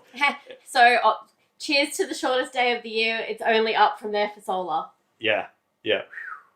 So I don't know if that answers your question, but I love them. For the price, honestly, yeah. We will do a video about it, but all of these things, you get them and you've got to actually make sure. I mean, we could go out the next week and be like, yeah, they're awesome, but we actually like care about having integrity with what we recommend. So we'll do winter with them and then do a video about the pros and the cons of them. Callum, when you say that your current Jenny is a Chinese import and it does not connect to Victron, do you mean Like an auto start? What's your inverter? Are you on like a multi-plus? Because we were using an old construction generator and those things have dirty power. So like nasty frequency Girls, waves. there's such a thing called dirty power. Anyway, I had the guys at our solar shop set up like a really large range, frequency range, which the multi-plus can do. So it can accept dirty power. And that's often the case with those cheaper generators. So you might be able to fix it with a setting. The other thing I will say though is that $300 generator from King's, the 4-wheel drive super center, that has been an Pleasantly surprised. unbelievable bargain. Yeah. I mean, the thing is, we don't use it to run our loads. I watch our power all day, every day, so I know when we're getting low. So I only use it to charge the batteries. So, I mean, I guess technically it goes to the loads as well, but I've limited my current input to under the limit of that little generator. So that little King's generator is only a 3,000 watt inverter generator for $300. I think it's even cheaper now, but it was about $330. Callum's replying to you. Here's what I will say, because we get questions like this all the time on our membership, on our Patreon. It's one of the free chats, so you don't have to pay. I'm not making you pay money, but there is a whole chat for solar, off-grid power, Bluetti stuff. Yeah. If you've got questions like this, that is where Regan can take the time to do the research to make sure he's giving you, because we're not professionals, so we can't. And there's other guys there too, like Rowan. He's a 12-volt amazing. expert. Like, he just knows 12-volt ins and outs. Yeah. So, Callum, if you're not on our Patreon, just jump on for free. For free. Because we made that chat a freebie. And then Regan can chat backwards and forwards with you about And it. I won't totally nerd out on the live stream about Worried that we're gonna voltages and lose current. people. Yeah. No, but I also know there's a whole, like, off-grid is its own beast. And I make faces and I minimize, like Regan does when he's like, Oh, look. I'm telling him about like bulk food storage, and he's like, yeah. Do you remember okay. the night that I sat here and pressed order on all that He had gear? a panic attack. Not a full panic attack. He was panicked. I spent probably 6 weeks just studying the shit out of solar power and how to set it up, watching all of those awesome guys like Will Prowse and all of those guys. And even then, like, I felt like I knew what I was doing. Just to hit, send on a whatever it was, $15,000 order. 20. I think it cost us The 20. batteries on were the from a battery, separate place. Yeah, the batteries were We got really lucky though, because I bought through a mob called Every Battery, and they're everywhere. They're Australia wide, but we had one. Every battery's everywhere. Sorry. Oh Sorry. gosh. I'm sorry. There was one over at Pimpamar, so not that Pimpamar's close to us, but it's like, oh well, at least it's the Gold Coast. We can make a trip out of it. And I hit send on that order. Next thing you know, I get an email from like whoever processes the orders, and he's like, "Hey, looks like I've got a fair idea of what sort of system you're trying to put together, but I'll just quiz you on some of your purchasing choices, and I'm going to suggest a few little tweaks for you, like some wire sizing that's going to save you some money, some fuse sizing that's going to," and they were awesome. Like honestly, I had bought a couple of the wrong things, so. If you find somebody good like that to work with, if you're around us at all, like anywhere within sort of driving distance of Toowoomba, I cannot highly recommend enough Forbes batteries. Yeah. Those guys have been amazing. And I'll tell you how amazing. We had... Oh, no, this was before the frog even blew up the MPPT. I was going in there buying a few things, just finishing off the system. And I needed one part. It was like $200, but I obviously hadn't spent thousands of dollars with them. And I was talking to the guys in the solar department there, and they were like, "Oh, did we set your system up for you?" And I said, "No, I built it myself, basically." And he was like, "Normally, what we do for our customers is we'll set you up on our system so that we can dial in and diagnose and troubleshoot and help you with your settings and that sort of stuff." And I was like, "Oh, man, I'm really bummed. I would have got you to do it if I'd known that." And he just looked at me and he goes, "You're going to keep spending your money here, though, aren't you?" And I said, yes, I am. And he goes, "Fine, I'll put you in the system now." And they've been amazing. I mean... They're amazing. I will call them up, and young Joel there, he's an absolute whiz. And I'll just be like, "Joel, I've just noticed this like alarm going off or something like this." And he'll just dial into the settings and check it all for me. The dirty power thing, he was the one that sorted that out for us. Do you want to know my Forbes battery story? What? Regan sent me in there when I was in Toowoomba once. And so it was my first time being in there. And like, you know, I'm a woman and I'm not completely useless, but I was waiting on the sales guy. So I'm like, "Oh, look at all this Blue Eddy gear." And so I was like, "What have they got?" Oh, like, was looking at, and I'm like, "They have a fridge?" I'm like, "I want a Blue Eddy fridge." Anyway, the sales guy came up to me like, "Oh, what are you looking at?" And I'm like, "Oh, I'm just here to get these things." And it was like 4, you know those solar, when you're doing the lugs? Yeah. I just need 4 of these lugs. And you could see his face was just like... Oh, because you were looking at like a $900 fridge or something? $8 sale. Oh. He goes, "Oh, like, are you interested in..." And I didn't tell him anything. I'm like, "Oh, no, I'm just here for these. I'm so sorry." Poor guy. They're actually the reason that we said yes to Blue Eddy in the first place. I'd not heard of them. Yes to working with them, that is. When we were looking at a solution for pumping water down at the dam, I was like, I can't run power that far. It's 150 metres. Like, you can't run mains power that far. Well, you can, but it'll cost you a fortune in copper. And so I went into Forbes and we were talking about maybe setting up our own smaller setup. And he goes, "Or you could look at these. These are like all-in-ones." And he showed me, I don't even remember which one now, but it was this little unit, and that was the first time I ever heard of Blue Eddy. It was the AC-180, and then when Blue Eddy reached out... No, it would have been a bit... Oh, maybe, yeah. And when Blue Eddy reached out to us, they're like, "We'd like you to start with an AC-180, and Regan's like, "This is the one that I wanted." Yeah. So, but literally... only because Forbes stocked it, and I'd had such a good experience with them. Like, they've got Victron gear, which is, I get it. Like, a lot of people are like, "Oh, you're paying for the blue box." And it's like, yeah, sort of. And, you know. When you don't know, like, and I'll say the same thing about going off grid that I say about permaculture. Until you've done it. Yeah. You don't know.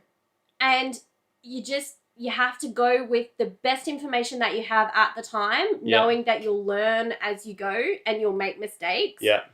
But you'll adjust and you'll fix your mistakes and you'll learn a whole bunch along the way. So we just went with like an insane amount of research and the best decision-making capabilities we had at the time. Would we make different choices now? Absolutely. Can we redo it? No. Can we share that information so that other people are more informed? Absolutely. So that's what I would say about that. Andrea's question, would you fix a ride-on lawnmower or invest in a robot? invest in a robot. Well, look, if budget's important, I get it. We spent $2,500 on a secondhand ride-on lawnmower. Like it's a Greenfield, so it's a good brand.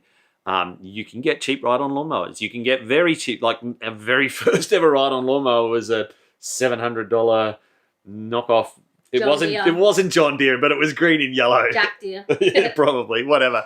So if budget's a consideration, a robot lawnmower, and I get it, it's going to be a barrier. But because we'd already spent $2,500 on a ride-on lawnmower, that's what I'm comparing to when it comes to the robots. And so, yeah, the one that we're working with at the moment, the Luba, I think it's... We said no to them so many times. Because I was just like, it's a gimmick. It's not for real. And then I saw the likes of Husqvarna and those guys starting to put them out, and I'm like, oh, okay, this is obviously a thing. So we said yes, not expecting it to actually make a difference. And I'm telling you, I'll tell you how much I believed that it wouldn't. When you work with these sponsors, I'm probably not allowed to say this, but when you work with these sponsors, there's a contract that you write together, and it's, you know, what we'll do, what they'll give us, all of that. And oftentimes in the contract, they'll be real sneaky, and they'll say things like you're not allowed to make disparaging comments or whatever. I mean, we write that out of the contract. Number one, if they won't take that out of the contract, we won't work with them, because if their gear's a piece of crap, I'm going to say it's a piece of crap. Yeah. And so... We actually get knocked back sometimes because we don't sign... Yeah. We don't sign it away. We're like, no, we need to be able to say exactly So the what first we need thing, to say. when they contacted us about the robot lawnmower, I'm like, oh, I'm going to be checking this contract because I'm definitely going to be saying that this thing's a piece of crap. It wasn't. Now, like, and we've made it do some pretty rough things. We were so surprised. You see those tiny little blades on the bottom of it, and you're like, there's just no way. Like, this is really rough native grasses, and we live under ironbarks. Ironbarks drop twigs and sticks all day, every day. So unless you're getting out there with a rake, the robot mower is mowing up sticks and twigs. And I reckon I've changed 3 of those blades. They send you a full, like, because you get a full replacement set. For me, I'm the one that did the mowing. Yep. I'm the one that's in the veggie garden. In the highest growing season for the lawn is the highest growing season for the veggie garden. Yeah. It was, like, honestly, game changer. But I will say, we also have a really good whippersnipper. So the 2 things I invested in when we got out here... Any other girls? No. Yours was right on lawnmower. Mine was whippersnipper. I will throw a whipper... I'll cut. It's only that... Actually, I've changed it. Over a whippersnipper. You might like it now that I've put a speed... No, anyway, I put a speed loader head on it. Angry. That and ratchet straps. Ooh. But I went and spent probably like $4 or $5 grand at a local mower store and bought a really... I bought Husqvarna. I was going to buy Stihl. I've worked with both of them. I bought really good Husqvarna chainsaw. Yes. And a commercial grade whippersnipper, like big ball handles and everything. Because I just knew we were going to be doing a ton of landscaping work. If I buy a Ozito or Ryobi, like Ozito and Ryobi are great. I've got some. But I knew that I would kill it in 6 months. Yeah. There's the rain. Oh, there we go. We made the right call. Nice. Did we answer that question? I think so. The very short answer is I've been surprised that the robot mower can do basically what the ride-on does, and we've spent about the same amount of money on it. And so... I love it as much as my robot vacuum cleaner. It takes away that job from me. Is that like an off-grid thing? Like, does that feel congruent? I'm not sure. It's the beauty of, like, living beyond 2000, I guess. That's where I'm at. Yeah, but it's so funny, eh? The things you get pulled up on, and it's like, oh, you're not really off-grid because you still use, like, whatever. And it's like, we're not Amish. Like, pretty sure I'm off-grid, mate. There's no power lines going to our property. I think that's the definition. We have to go to the rubbish dump tomorrow because we don't have bin service here. The rubbish is overflowing. Somebody wants to know about ball mason jars. Oz Farmer. You're going to answer that while I'm going to check the chats. Oz Farmer. Yeah, now is the time with your end of financial year sales. Oz Farmer, Aussie Mushroom Supplies. That's who I would go with. I am privileged to be living with my inheritance now, which is Mum invested in ball mason jars before COVID. So there is multiple hundreds of ball mason jars still in their packaging, and the lids here on our property that we haven't opened because we're reusing the ones that we've already used. So I am very blessed to have a stockpile of ball mason jars that Mum invested in. Can you imagine that? That's like buying Tesla when they were first, buying Tesla stocks, buying SpaceX stocks now, investing in ball mason jars before they like tripled in price. Before the pandemic. Before the pandemic. Mum knew things. So yeah, but Aussie Mushroom Supplies or Oz Farmer is where I would go if I was looking today. And Thea, you're right, Amazon day sales. Like you really we were talking about this with Tobias. End of financial year sales are no joke. You can save a lot of money. If you can budget yourself accordingly, you can set yourself up pretty well. I just saw a question. Our Highlands Homestead, just on Blue Eddy stuff, and a Westinghouse generator, it won't charge the Blue Eddy. Check power. the settings in your Blue Eddy. What they call dirty power is called grid self-adaptation mode. It's in the advanced settings. Turn grid self-adaptation mode on, and that usually works for like older generators or dirty generators that put out dirty power. So that might solve it for you, maybe, if you're lucky. And then someone asked, where do we see our property in 7 years' time? I'm just trying to think about next week's video. Cows. The fence is done. Yesterday, Rick is like, okay, what's our next video about? And I'm like, whoa, dude. And we only just hit publish. The regeneration thing is really important to us, hey? Yeah, our initial goals here were we would spend the first few years really focusing on the self-sufficiency systems. So, basically get home base set up. It's been 2.5 years. All that zone 1, zone 2 stuff. It hasn't been that long. Get the gardens happening and cranking out food. Get some livestock started. Pigs, chickens, the basics for us. And then, build up to like larger livestock. But that's going to need fences like we've been saying. And then, really look at the back half of the property and go, all right, now that we've kind of got, a bit more time and hopefully a bit more money, how would we manage this part of the property? Because it could be grazed if it came back. Like, we need fences. Yeah. The fences are happening, guys. Yep. I really like a system of agriculture called silvopasture. A really good example of someone doing silvopasture is a guy named Jordan Green. He's got a channel on YouTube called Farm Builder, and he does his pigs forested. So he's basically where I learned all of my kind of systems for pigs on electric fence. Joel Salatin does a lot of pigs on electric fence as well, but Jordan is just a great explainer of basically how to train them. He builds really simple systems out of things like IBC totes and car tires, like just really useful like feeders and waterers. And so his system is he runs his pigs in the forest, and they're awesome because they just keep all of the little shrubby stuff down. The big trees benefit from having the pigs there for a short amount of time, but you're moving them all the time. It's part of that regenerative. So it's going to take us 7 years to even get to a place of being like, okay, where do we think what's our long-term plan? Taking on a project like this, you think like, we're going to get all this work done. It takes so much longer than you think. Yeah. It's so much harder than you think. It's not just, it's long and slow, and you're working with the seasons, and it's just like, I think we've really learned and surrendered to the fact that this will take us decades to get to a place of rolling green pastures and the deep regeneration work that we feel like this place belongs here. Yeah. I think 7 years will be like, okay, we can start now. Yeah. That's where I think. Yeah, for sure.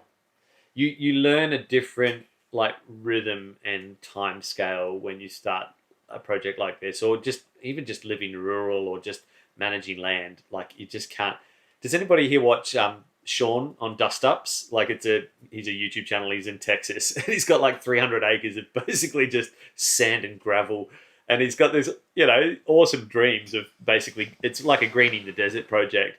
And I hadn't watched this stuff for ages. Slow going. And, the algorithm, like it changes what it recommends to you. And then only a week or two ago, like it flicked up one of his videos. I'm like, I haven't watched any of Sean's stuff in ages. And I went on and I was like, oh yeah, he's done some stuff, but he's doing the same thing. I know, but it's like you would sort of think it might have been like 3 months or something. You'd sort of think, oh man, wonder what he's done in the 3 months that I haven't been watching his channel. It's like I could tell that he's done some stuff, but it's a slow process. Like taking on a project like that. Tobias, are we wrapping up at 8? We said an hour and a half. Tell us what you want. Tell us what you want. I feel like I've got half an hour's worth of questions to answer. Yeah. I don't mind. Callum, yes, we all have seen Terminator. Are we going to do it anyway? Yes. What was the question? We're on YouTube. And people are like, do you worry about AI? I'm like, I put my entire life on YouTube. Like, I'm not sure I'm the best person to talk about that. People are asking, Tobias wants to know, have we ever considered hiding Easter eggs in our videos to later disclose to our viewers? Well, I know. I haven't thought about that. No, we actually did used to do this on the pod. If you go back to season 1 of the pod, you don't have to, but if you go back to season 1 of the podcast, we used to film just out there, out the front, and back here behind, you can't see it in this shot, is our record player. And we've got a little stand where you stand up the record that you're playing. Because you have to have music in the zombie apocalypse. Yeah, and so every time we would record a podcast, we'd change the album out. Yeah. And a few people caught on, and they were like, Your brother did. Yeah, the real music lovers out there were like, hey, I've noticed that the album changes every episode. But if you really want to know who's been doing sneaky Easter eggs in their videos, it's Hayes Homestead. And you should try and find them. That's the new game. He's such a movie nerd. You have to watch all the way to the end too. I only noticed that one where he was digging the hole that time, and he was like, "Don't want to dig too deep. We might disturb the Balrog." And I was like, "Well, that's just nerd humor." But now I've realised that I will admit, mate. After we were talking the other night, I went back and I was like, "I need to find them all now." I was like, "This is going to take a while." So, yes. Quite happy to continue. Okay, there's still 250, 260 people watching. That's pretty amazing, guys. Hit us with your questions, guys. I'm happy to do another half hour if you want. Somebody was talking about, all right, hit me up again. You're wanting to know about cholesterol, coconut oil, cooking with fats, not with seed oils. Oh, I might get in trouble here. Cooking with seed oils? Okay. No, cooking with fats. So I don't cook olive oil or canola oil or anything like that. I use butter, ghee, as you can tell by my latest video, tallow, coconut oil, predominantly. So tonight's pumpkin soup that I made, I used tallow for the first time to cook the leeks and the onions. Some people are saying they don't like the beefy taste. What about our cholesterol levels? I'm in the process of a lot of medical tests because I have a hole in my heart. Turns out. Last week's video was late because I got called in for a transesophageal echocardiogram. A toe. Don't say that. It sounds awful. That's what they call it. If anybody here has had one of those... Deepest sympathies. Holy shit, that was terrible. Yeah. That was really traumatic. I say yeah like I know. I saw you afterwards. It was terrible. But I've had full panels done on my cholesterol, which I have learned a lot about in terms of what acceptable levels are, what the medical associations say acceptable levels are, what the prescription medication is for those levels, and what being a 44-year-old woman and the hormone levels and your estrogen dropping has to do with your cholesterol. So all I would say is do your own research, talk to a holistic doctor about cholesterol levels and good fats, and think about the statins. That's all I'm going to have to say. Just think about it. That's all I'm going to have to say. I love cooking with tallow. I love cooking with fats. Yeah, that's all I'm going to say about that. You can probably read between all of the lines there. Hope I answered your question. I wouldn't smoke those oils. No, I wouldn't smoke those oils. Not at all. Somebody said I have the same jumper as Hugh Richards. I'm taking that as a compliment because he's a legend. What's his channel called? Hugh's Garden? Love Hugh's Hugh Gardening? Richards. I can't remember. Yeah, I've been following him since like when he was still like juggling university and YouTube. Oh, Vanessa, that's awful. You've had one. They're bloody awful. I wish somebody had told me, if you ever have one and they say, we're just going to lightly sedate you while we shove this probe down your throat. That can knock you out. And if then you can't handle it, then we'll knock you out. You need to say, no thank you, knock me out. That's what you need to do. Awful. Yeah, like, Shelley, I'm with you. Here's what I will say about everything today. Don't take anything at face value. This is what I've learned. I'm not a conspiracy theorist. Yes, I am.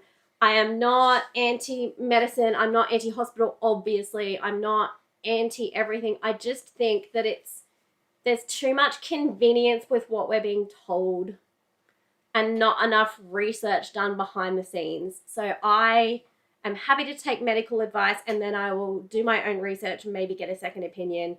I'm just not willing to take anything at face value anymore. And look, is that bad? Without going too tinfoil hat, I think what 5 years ago showed everybody was that not every doctor or medical practice or hospital is like this, but there were a lot of decisions made for a lot of wrong reasons. We're not going into that. And a lot of time, no, we're not. But I'm just saying a lot of times it came down to the money, the backing, and that's, I know we said we're not going to get political tonight, but it's the same as politics, right? When you look at how money influences things, all it does is it makes you ask better questions. And if that's all it does, I think that's a good thing. You don't have to be a full tinfoil hat to go, do you know what? I'm just going to ask better questions. And one of the ways that we're using AI is to do that. Like literally when Kirsty went for her first, I have a neurologist in the geriatric stroke clinic because I had a stroke last year. And before any of you say, did you do something, inject something into your body that would have required, forced that? No, I didn't. It was completely unrelated. So I'm a patient in the geriatric stroke clinic at the ripe old age of 44 because I have a hole in my heart that apparently 25% of people are born with and can die with unless you have some kind of stroke that causes a problem. Not die from. No, die with having never learned that they had a hole. You never know. Yeah. Anyway. Oh, the point I was going to make when you first went to that neurologist was the first thing she did is gave you a whole bunch of scripts and you were like, I'm going to ask my own questions. So we jumped on AI and we're like, hey, what do you say? We want you to act as kind of a holistic doctor and give us the lowdown on here's my age, here's my diet, here's my nutrition. It's so cool. You can just take photos of all the reports that they give you and go, help us to interpret that. So I do like it from that perspective. Yeah. Anyway. Yes, see, question everything. Even if you end up going down the same route, at least you are informed. That's about all I have to say about that. But yes, do not heat olive oil. Do what the Italians do. You take a really good quality olive oil and you massage it into your fresh cos lettuce to make an Italian salad. Do you know why I stockpile olive oil? To make soup. Oh, yeah. True story. Which you need to do because we've just run out. We have run out. Yep. What was on The Simpsons? Oh, everything good's on The Simpsons. Didn't they predict everything? Basically, at this point in time, haven't they been going for 30 years? They've pretty much predicted everything. How do you go about working at a good temperature for our shipping container food storage? Yeah. Work in progress. It's winter now, so it's fine. We tried a few... When did we set that up? It was over the summer, wasn't it? We started setting it up. It was, but I didn't put much in it. Yeah. So we insulated it insulation only works if you've got the temperature already okay inside. Like this, our tiny home's a shipping container tiny home, and it works brilliantly. But I think we're going to have to add an aircon unit to it because unless we can build a root cellar between now and then, what's the likelihood of that happening? Well, again, we need a machine to dig a hole in the ground for that. We need to do fences. We need to build a solar shed. Kirsty needs a garden shed. We need to build a greenhouse. Do you know what I mean? Like, so root as well as regenerate the property, as well as. Yeah. So a few people were like, "Oh, you painted the shipping container the wrong color." It honestly, would not make that much difference. It makes a little bit of difference, but like heating metal is a cumulative effect. Like the minute it starts heating, it continues heating, and then it like transfers that heat into the interior space. So the insulation helped buffer that a little bit. But honestly, what we really need to do is I probably need to frame it out like we've done in here, like we've done in JJ's little cabin and Ali's little cabin. They're shipping container builds, and we'll frame it out, skin it with probably just gyprock or something, and then put an aircon unit in it. But the great thing is, like we're off-grid solar. The time when we will need to run a little aircon unit, which is super power hungry, will be summer when we've got tons of extra power. So I'm not particularly worried about that one. I think that's how we'll manage that. Rowan's here. G'day, Rowan. We were just bragging about you. We were just bragging about you before you joined the chat. Hit up Rowan for all your 12-volt questions. Somebody asked, how did the stroke affect you? I didn't think it had. I thought it was just menopause or perimenopause. But apparently now, I'll go to say something. It happened on our last weekly update over on Patreon. Regan was asking me a question and I just blank. And you say like 80% of the sentence. And then you just trail off. And it was the nurse that I was in recovery with. She goes, do you have any deficits? I'm like, no. And I'm like, I don't think so. Like, I'm fine.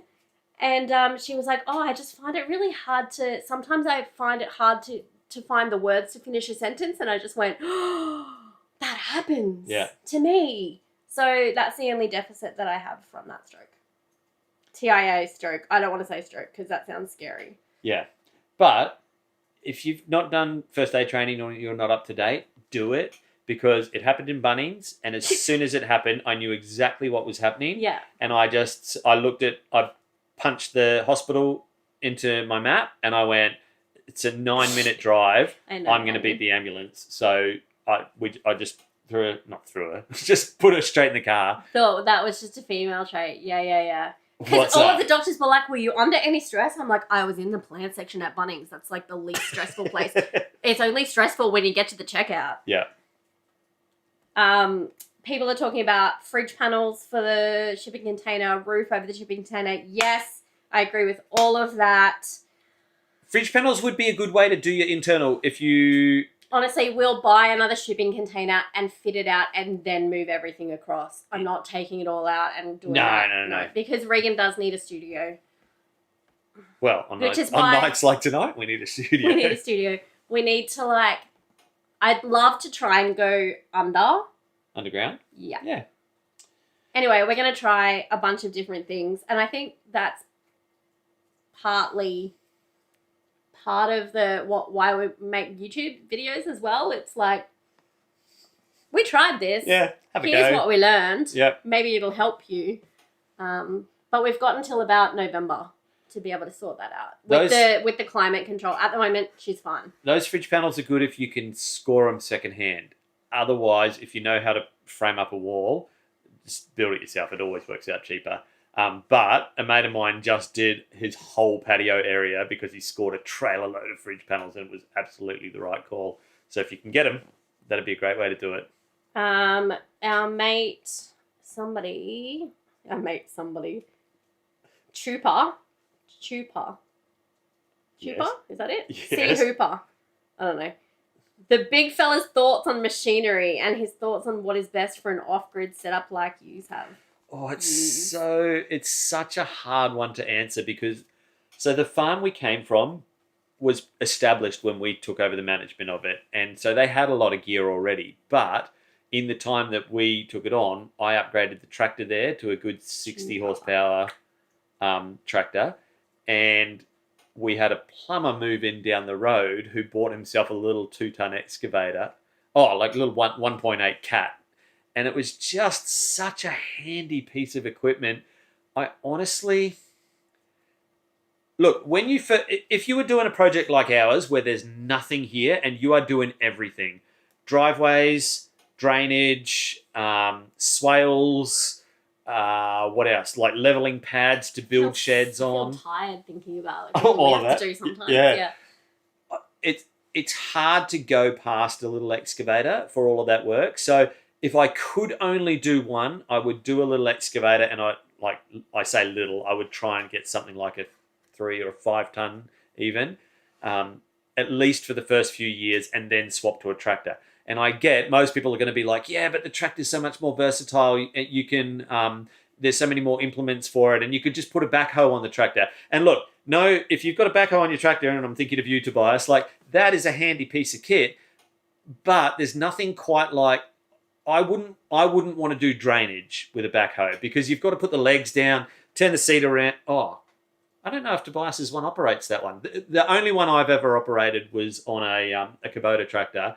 And yeah, you had to turn the seat around, put the legs down, do your digging, then change all that back, drive a bit further, turn around. So it was great if you were staying in one spot and doing something.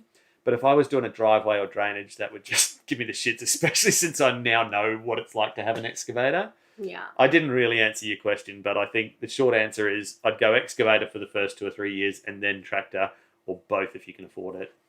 The goal next year is an excavator. Yeah. I'd love a tractor. Like, it would be super handy. Just moving material or digging holes or putting a slasher on it. Like, we have to talk to the accountant about like how to structure things now, though. Yeah. Although none of that, we said we weren't talking politics. We're not talking politics. I was going to say, none of that budget stuff has actually taken effect, and it looks like they're walking some of it back already. Surprise, surprise, but we're not talking politics. Oh, someone's talking about music. In Excess, Michael Hutchins, Midnight Oil, Australian Crawl are making a reunion. Yeah. After 40 years. And they're going to be touring with Red Hot Summer. This year. And there's going to be one in Toowoomba. Bam. Yeah. With a bunch of other Aussie bands. Who else is there? Men at Work. Yeah, Men at Work. That's right. I was thinking there's someone else Birds classic. of Tokyo. Yeah. Who's the other one that I really like? Eskimo Joe. Oh, yeah. They're not Aussie. Anyway. Wait, Eskimo Joe. They're Maybe plumbing, you aren't they? maybe you could come and party at the Toowoomba Red Hot Summer with us in October.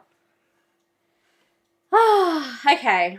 Maybe we've got 15 more minutes and then it's going to be time for a toilet break. Oh, wow. So many. There's still like 260 people watching. That's amazing. Thank you for teaching us about Queensland being incapable of having rabbits. I know. We have rabbits. We can't farm rabbits for meat. I wonder if you'd be allowed, though. No, I looked. Oh, really? You're not allowed rabbits at all, full stop, the end. But what if you set up no. Yeah, right. I looked. This was the question on Patreon. Yeah, okay. Yeah, illegal. Nope, absolutely not. Somebody said don't buy a cheap Chinese tractor. It's rubbish, spends more time fixing it. What did you buy? I'm keen to know. Because, I have heard, though, that some of the Indian ones are pretty good. We went to Farm Fest a couple of weeks ago. Gosh. If you've ever been to Farm Fest, Regan was just like, what? The last kind of like farm amazing. agri sort of festival type thing that I'd been to, I was probably a kid. So I was like, it's probably just big because that's how I remember it as a kid. But it was massive. Yeah. We're trying to talk Tobias into coming up next year. I could have spent a couple of days there. Yeah. Like there was that much to see. I'm excited for potentially if this Tiny House Expo goes really well, we might do the roadshow and do all of them in Australia. All of them? How many are there? There are quite a few. Oh, wow. But the Off-Grid Living Festival is coming back next year. I'm pretty excited about that. Oh, that'd be fun. Yeah, I think that would be very fun. The Chinese one, I don't know what that means. Oh, there's lots of... Oh. Mahindra, yeah, a lot of people... I didn't think the Indian stuff was that good, but then last farm I was working on, I bought a TYM tractor. So that's Korean made. That was awesome, that machine. And they talked me into I wanted a flail mower, not a slasher. And the flail mower I got was, I can't think of the brand now. It was orange, but it wasn't Kubota. Anyway, it was Indian made. And I said to the salesman, I'm like, oh, really? Like, I thought Indian gear was kind of... And he goes, no, you're thinking Chinese tractors. I went, oh, okay then. He goes, no, we love the Cosmo? I think it was called a Cosmo. Was it called a Cosmo Bully? Anyway, if you're in the market for a flower mower, I'll look it up for you. Thanks for doing the research. Yeah, it was called a Cosmo Bully. And, that thing was a unit. Like, it was amazing. So, apparently, the Indian gear is pretty good. I don't know. I've only ever owned a flower mower. Will there be piglets this season? I reckon Missy's pregnant. Missy's definitely pregnant again. So we do weight checks with them pretty regularly because we have to calculate their feed inputs because they're bloody expensive to feed. And I use AI for that as well. So I don't have scales. With pigs, you take a measurement between their ears to the base of where their tail attaches. You should do that for Monday's update. Oh, shall I do that on tomorrow? That's tomorrow, yeah. You should make a video We've got to do that before we go to the city. Oi. All right, I'll show you that if you're on Patreon and you watch the Monday update. We'll measure the pigs. We'll measure the piglets tomorrow. Oh, I'll show you how much of a nightmare that is. So I have to use like a seamstress tape measure because you need something flexible. Yeah, so you measure length between the ears to the base of the tail, and then you measure girth, basically around the heart. Yeah. And then there's a calculation you do, and it's within pretty much like 2% accurate. And then we feed them. The piglets I'm feeding about 2.5% body weight. Is the feed regime I've got them on at the moment. Mid-August is butcher date for them. Anyway, I plug all their weights into AI because I just can't be bothered doing the calculation, and it just spits out a table for me, and it says, for the next 3 weeks, this is what you're feeding everyone. And it came back and it went, Missy's a lot rounder than the last time you measured her, and I'm like, is she? And it came back and it was like, she's almost certainly pregnant. Is she with the boar? And I'm like, she is actually. The minute she was back in there, he was all over her. But Peaches, I'm not sure. Yeah, she hasn't. She doesn't have much longer. If she gives us piglets this year, she gets to stay. If she doesn't, we probably shouldn't have named her. Nah. But anyway, there's no freeloaders around here, so. But yeah, there should be piglets by. Oh, I'm going to say late August is my guess for Missy. Yeah. We'll sell That's those why I've got to online. get these ones butchered because like our feed bill on pigs at the moment is phenomenal. Yeah. But yeah, the butcher's lined up for August. Yeah. So the feed. Okay, so a half a cow in July and butchering our first big butcher. Yeah. In August. My goal is I want to try and get them as close to 80 kilos as I can. I've just cracked over 50 with the piglets. I want to try and get them closer to 80. But the tension is like 80 kilos of muscle. Oh, I don't want it all to be fat. Yeah. The first batch of butchering we ever did on the last property, because piglets, you walk past them and they will scream at you, I'm starving. We'll have to do a video. We'll make that part of tomorrow's video on Patreon. They just scream at you like they've never been fed in their entire lives. And so back when we didn't know anything, we were like, oh, they must be hungry. They must be hungry. And the first butcher we ever did, I swear, it was like a pork chop would have that much meat and that much fat. And we were like, oh, they weren't hungry. They were amazing to cook in, but you didn't get much meat out of them. No. And lard, don't get me wrong, great for cooking, but yeah, you can't listen to the children that say they're starving all the time. Catherine, I'm sorry about the ads. We don't get to control that. So that's one of the things you learn on YouTube when you get on this side of YouTube is they're the ones that put the ads in. I don't pay for ads. You don't pay for premium? I don't pay for premium, but Regan does because we have one subscription each that we're allowed. Mine is Kindle Unlimited. Regan's is YouTube Premium. Mine's been YouTube Premium for like 15 years. Yes. Yeah. So I can appreciate how annoying it is. Yeah. I'm sorry. Yeah. Why did you choose pigs as one of your first animals? That's a great question. Because you don't need fences. So we learned how to farm pigs without fences on the last property following Jordan Green, who I talked about before.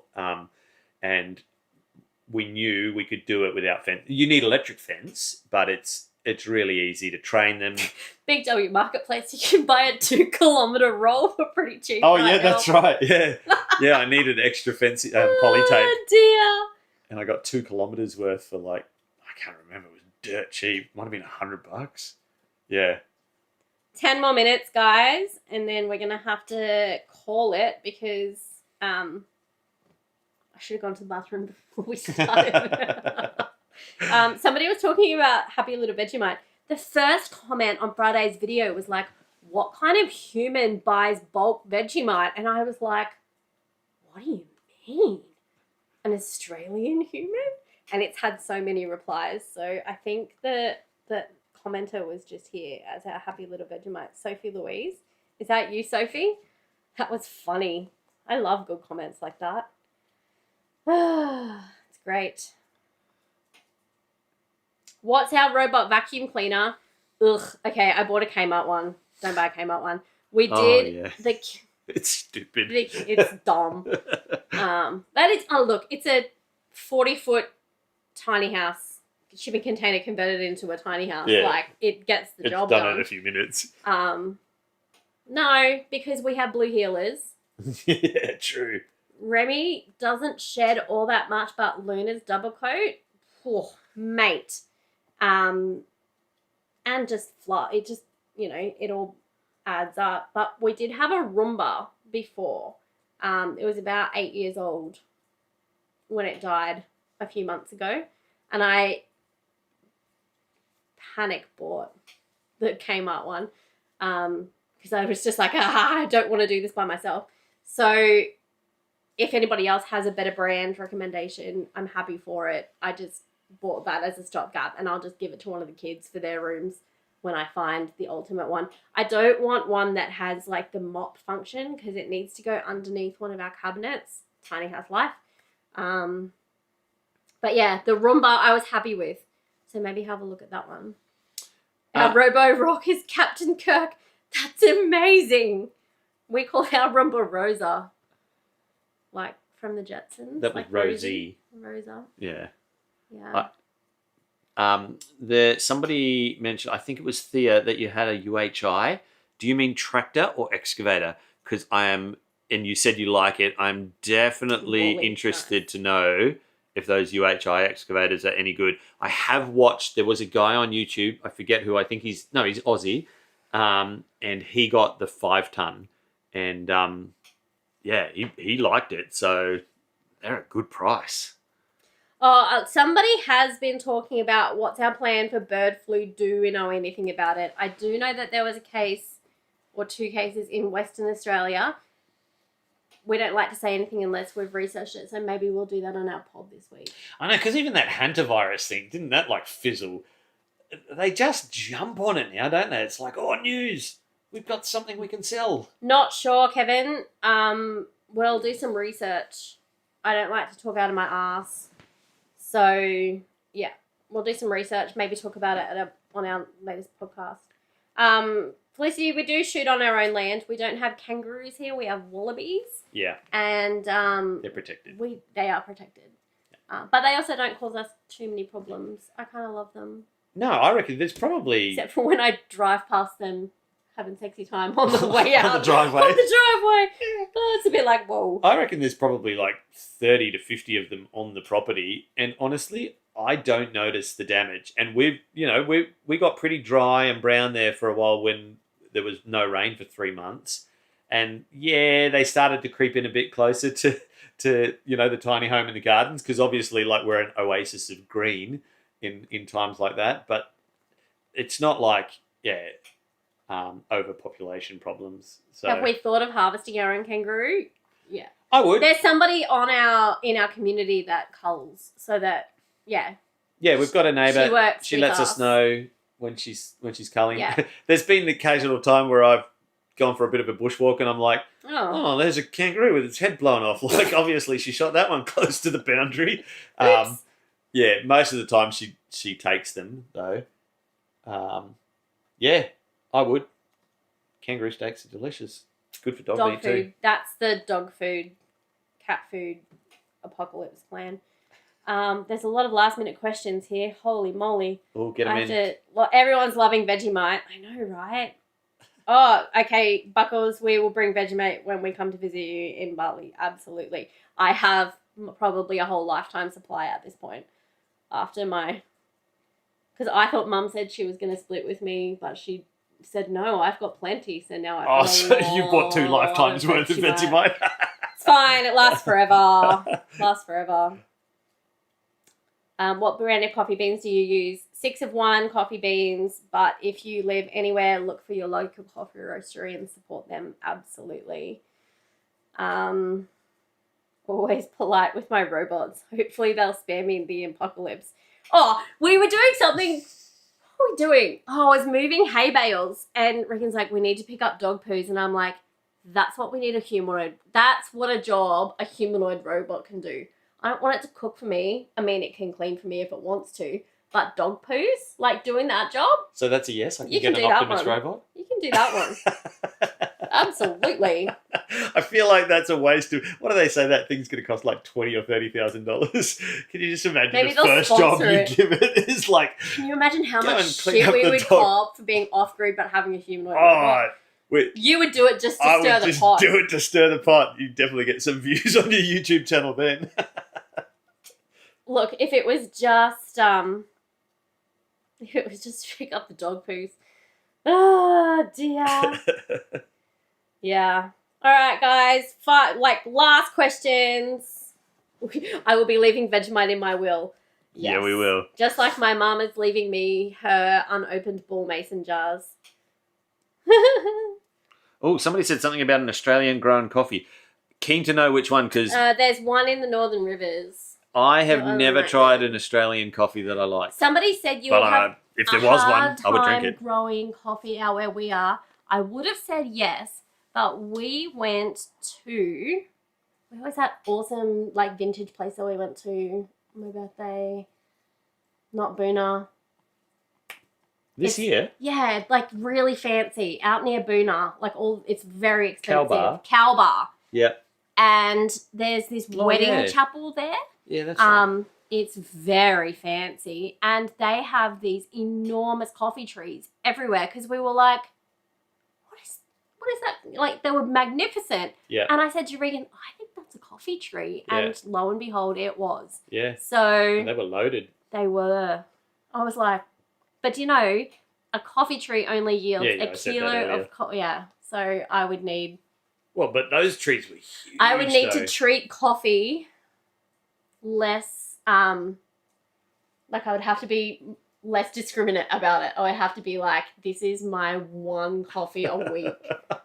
And I would have to savor it differently. No way. I mean, Australia, it's the same as a wine. You don't just get a Shiraz grape, press it, ferment it, and it makes a great wine. It's a blend of... Right. Do you know what I mean? Coffee's the same. Yeah. Although we're drinking single origin at the moment. Yeah. And it's our favourite. Yeah. And I wouldn't normally say that. So 6 of 1 coffee roasters is our favourite. Luwak coffee. Oh, we did that. No, thank you. The first time we went there. Yeah. What address is our podcast? Teresa just searched Rustic Spirits podcast. But just to be fair, the last episode is not for the faint-hearted. I wanted to quit after last week's episode. The comment section was very... we'll talk about it next week, but... Will we? Or will we just pick a neutral topic? The political climate in Australia has very much surprised me. I have been very surprised this week. People have strong opinions. I think that's a good thing.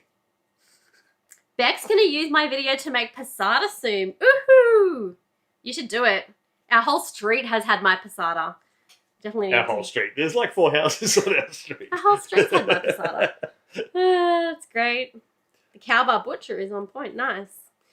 All right, guys. We've been here for 2 hours, and you've all been consistently watching. That's, Yeah, that's cool. Sometimes we want to quit. No, we don't. Sometimes I want to quit. Because to put yourself out there is sometimes a wild ride. But then I have nights like tonight and we get to meet amazing people like you all, and then I don't want to quit anymore. And I will just give you a little pro tip. The more our membership community grows over on Patreon, and we have made a portion of that free. Remember, we're going to be changing, but in a slow and controlled way. Yeah, at the moment it's Patreon. Yeah. And there'll be, at the end of this video, if you're not there already, there'll be a QR if you want to find it. The more it grows there, that's where we're starting to spend more of our time, like replying to comments. So if you've commented on our videos on YouTube and we haven't answered you back, we just get too many now. So many. And that's, that's inevitable. But yeah, I will just say the nicer side of this community, they're all on Patreon and here on the live stream apparently too, it turns out. So if you want your questions answered and, kind of to engage in conversation with us, don't even bother with YouTube because we're just looking at that comment section less and less these days. Because a lot of people are like, how do I support you? Do I watch all the way to the end? And it's like on YouTube now, who knows what the algorithm's going to do. But honestly, we love our Patreon community. You don't have to pay to be part of it. There are so many free elements to it. Yep. When we have been doing a whole lot of like strategic planning and stuff like that after I went full time here, it's like, what's the most important thing that we're building? Yep. And the top, tippy top pinnacle of what we're doing is the community that we're building. Yeah. And so whenever we make decisions about how to do something or why to do something, it's always because we want to add value and we want to build a community. So that's you. Yeah. For sure. So thanks for hanging out with us tonight, guys. And yeah. I got to go to the bathroom. And I'm saying that out loud right now. We will see you on the chats. Maybe on Patreon. And if you join our Patreon, there will be a video tomorrow. Normally I don't. The Monday morning vlog update is normally for paid members. I'm going to make it free this week because I told you all that I was going to show you how I measure pigs. So I'll do that tomorrow. I'll make that a freebie for you guys. Thank you so much for joining us tonight. Mwah!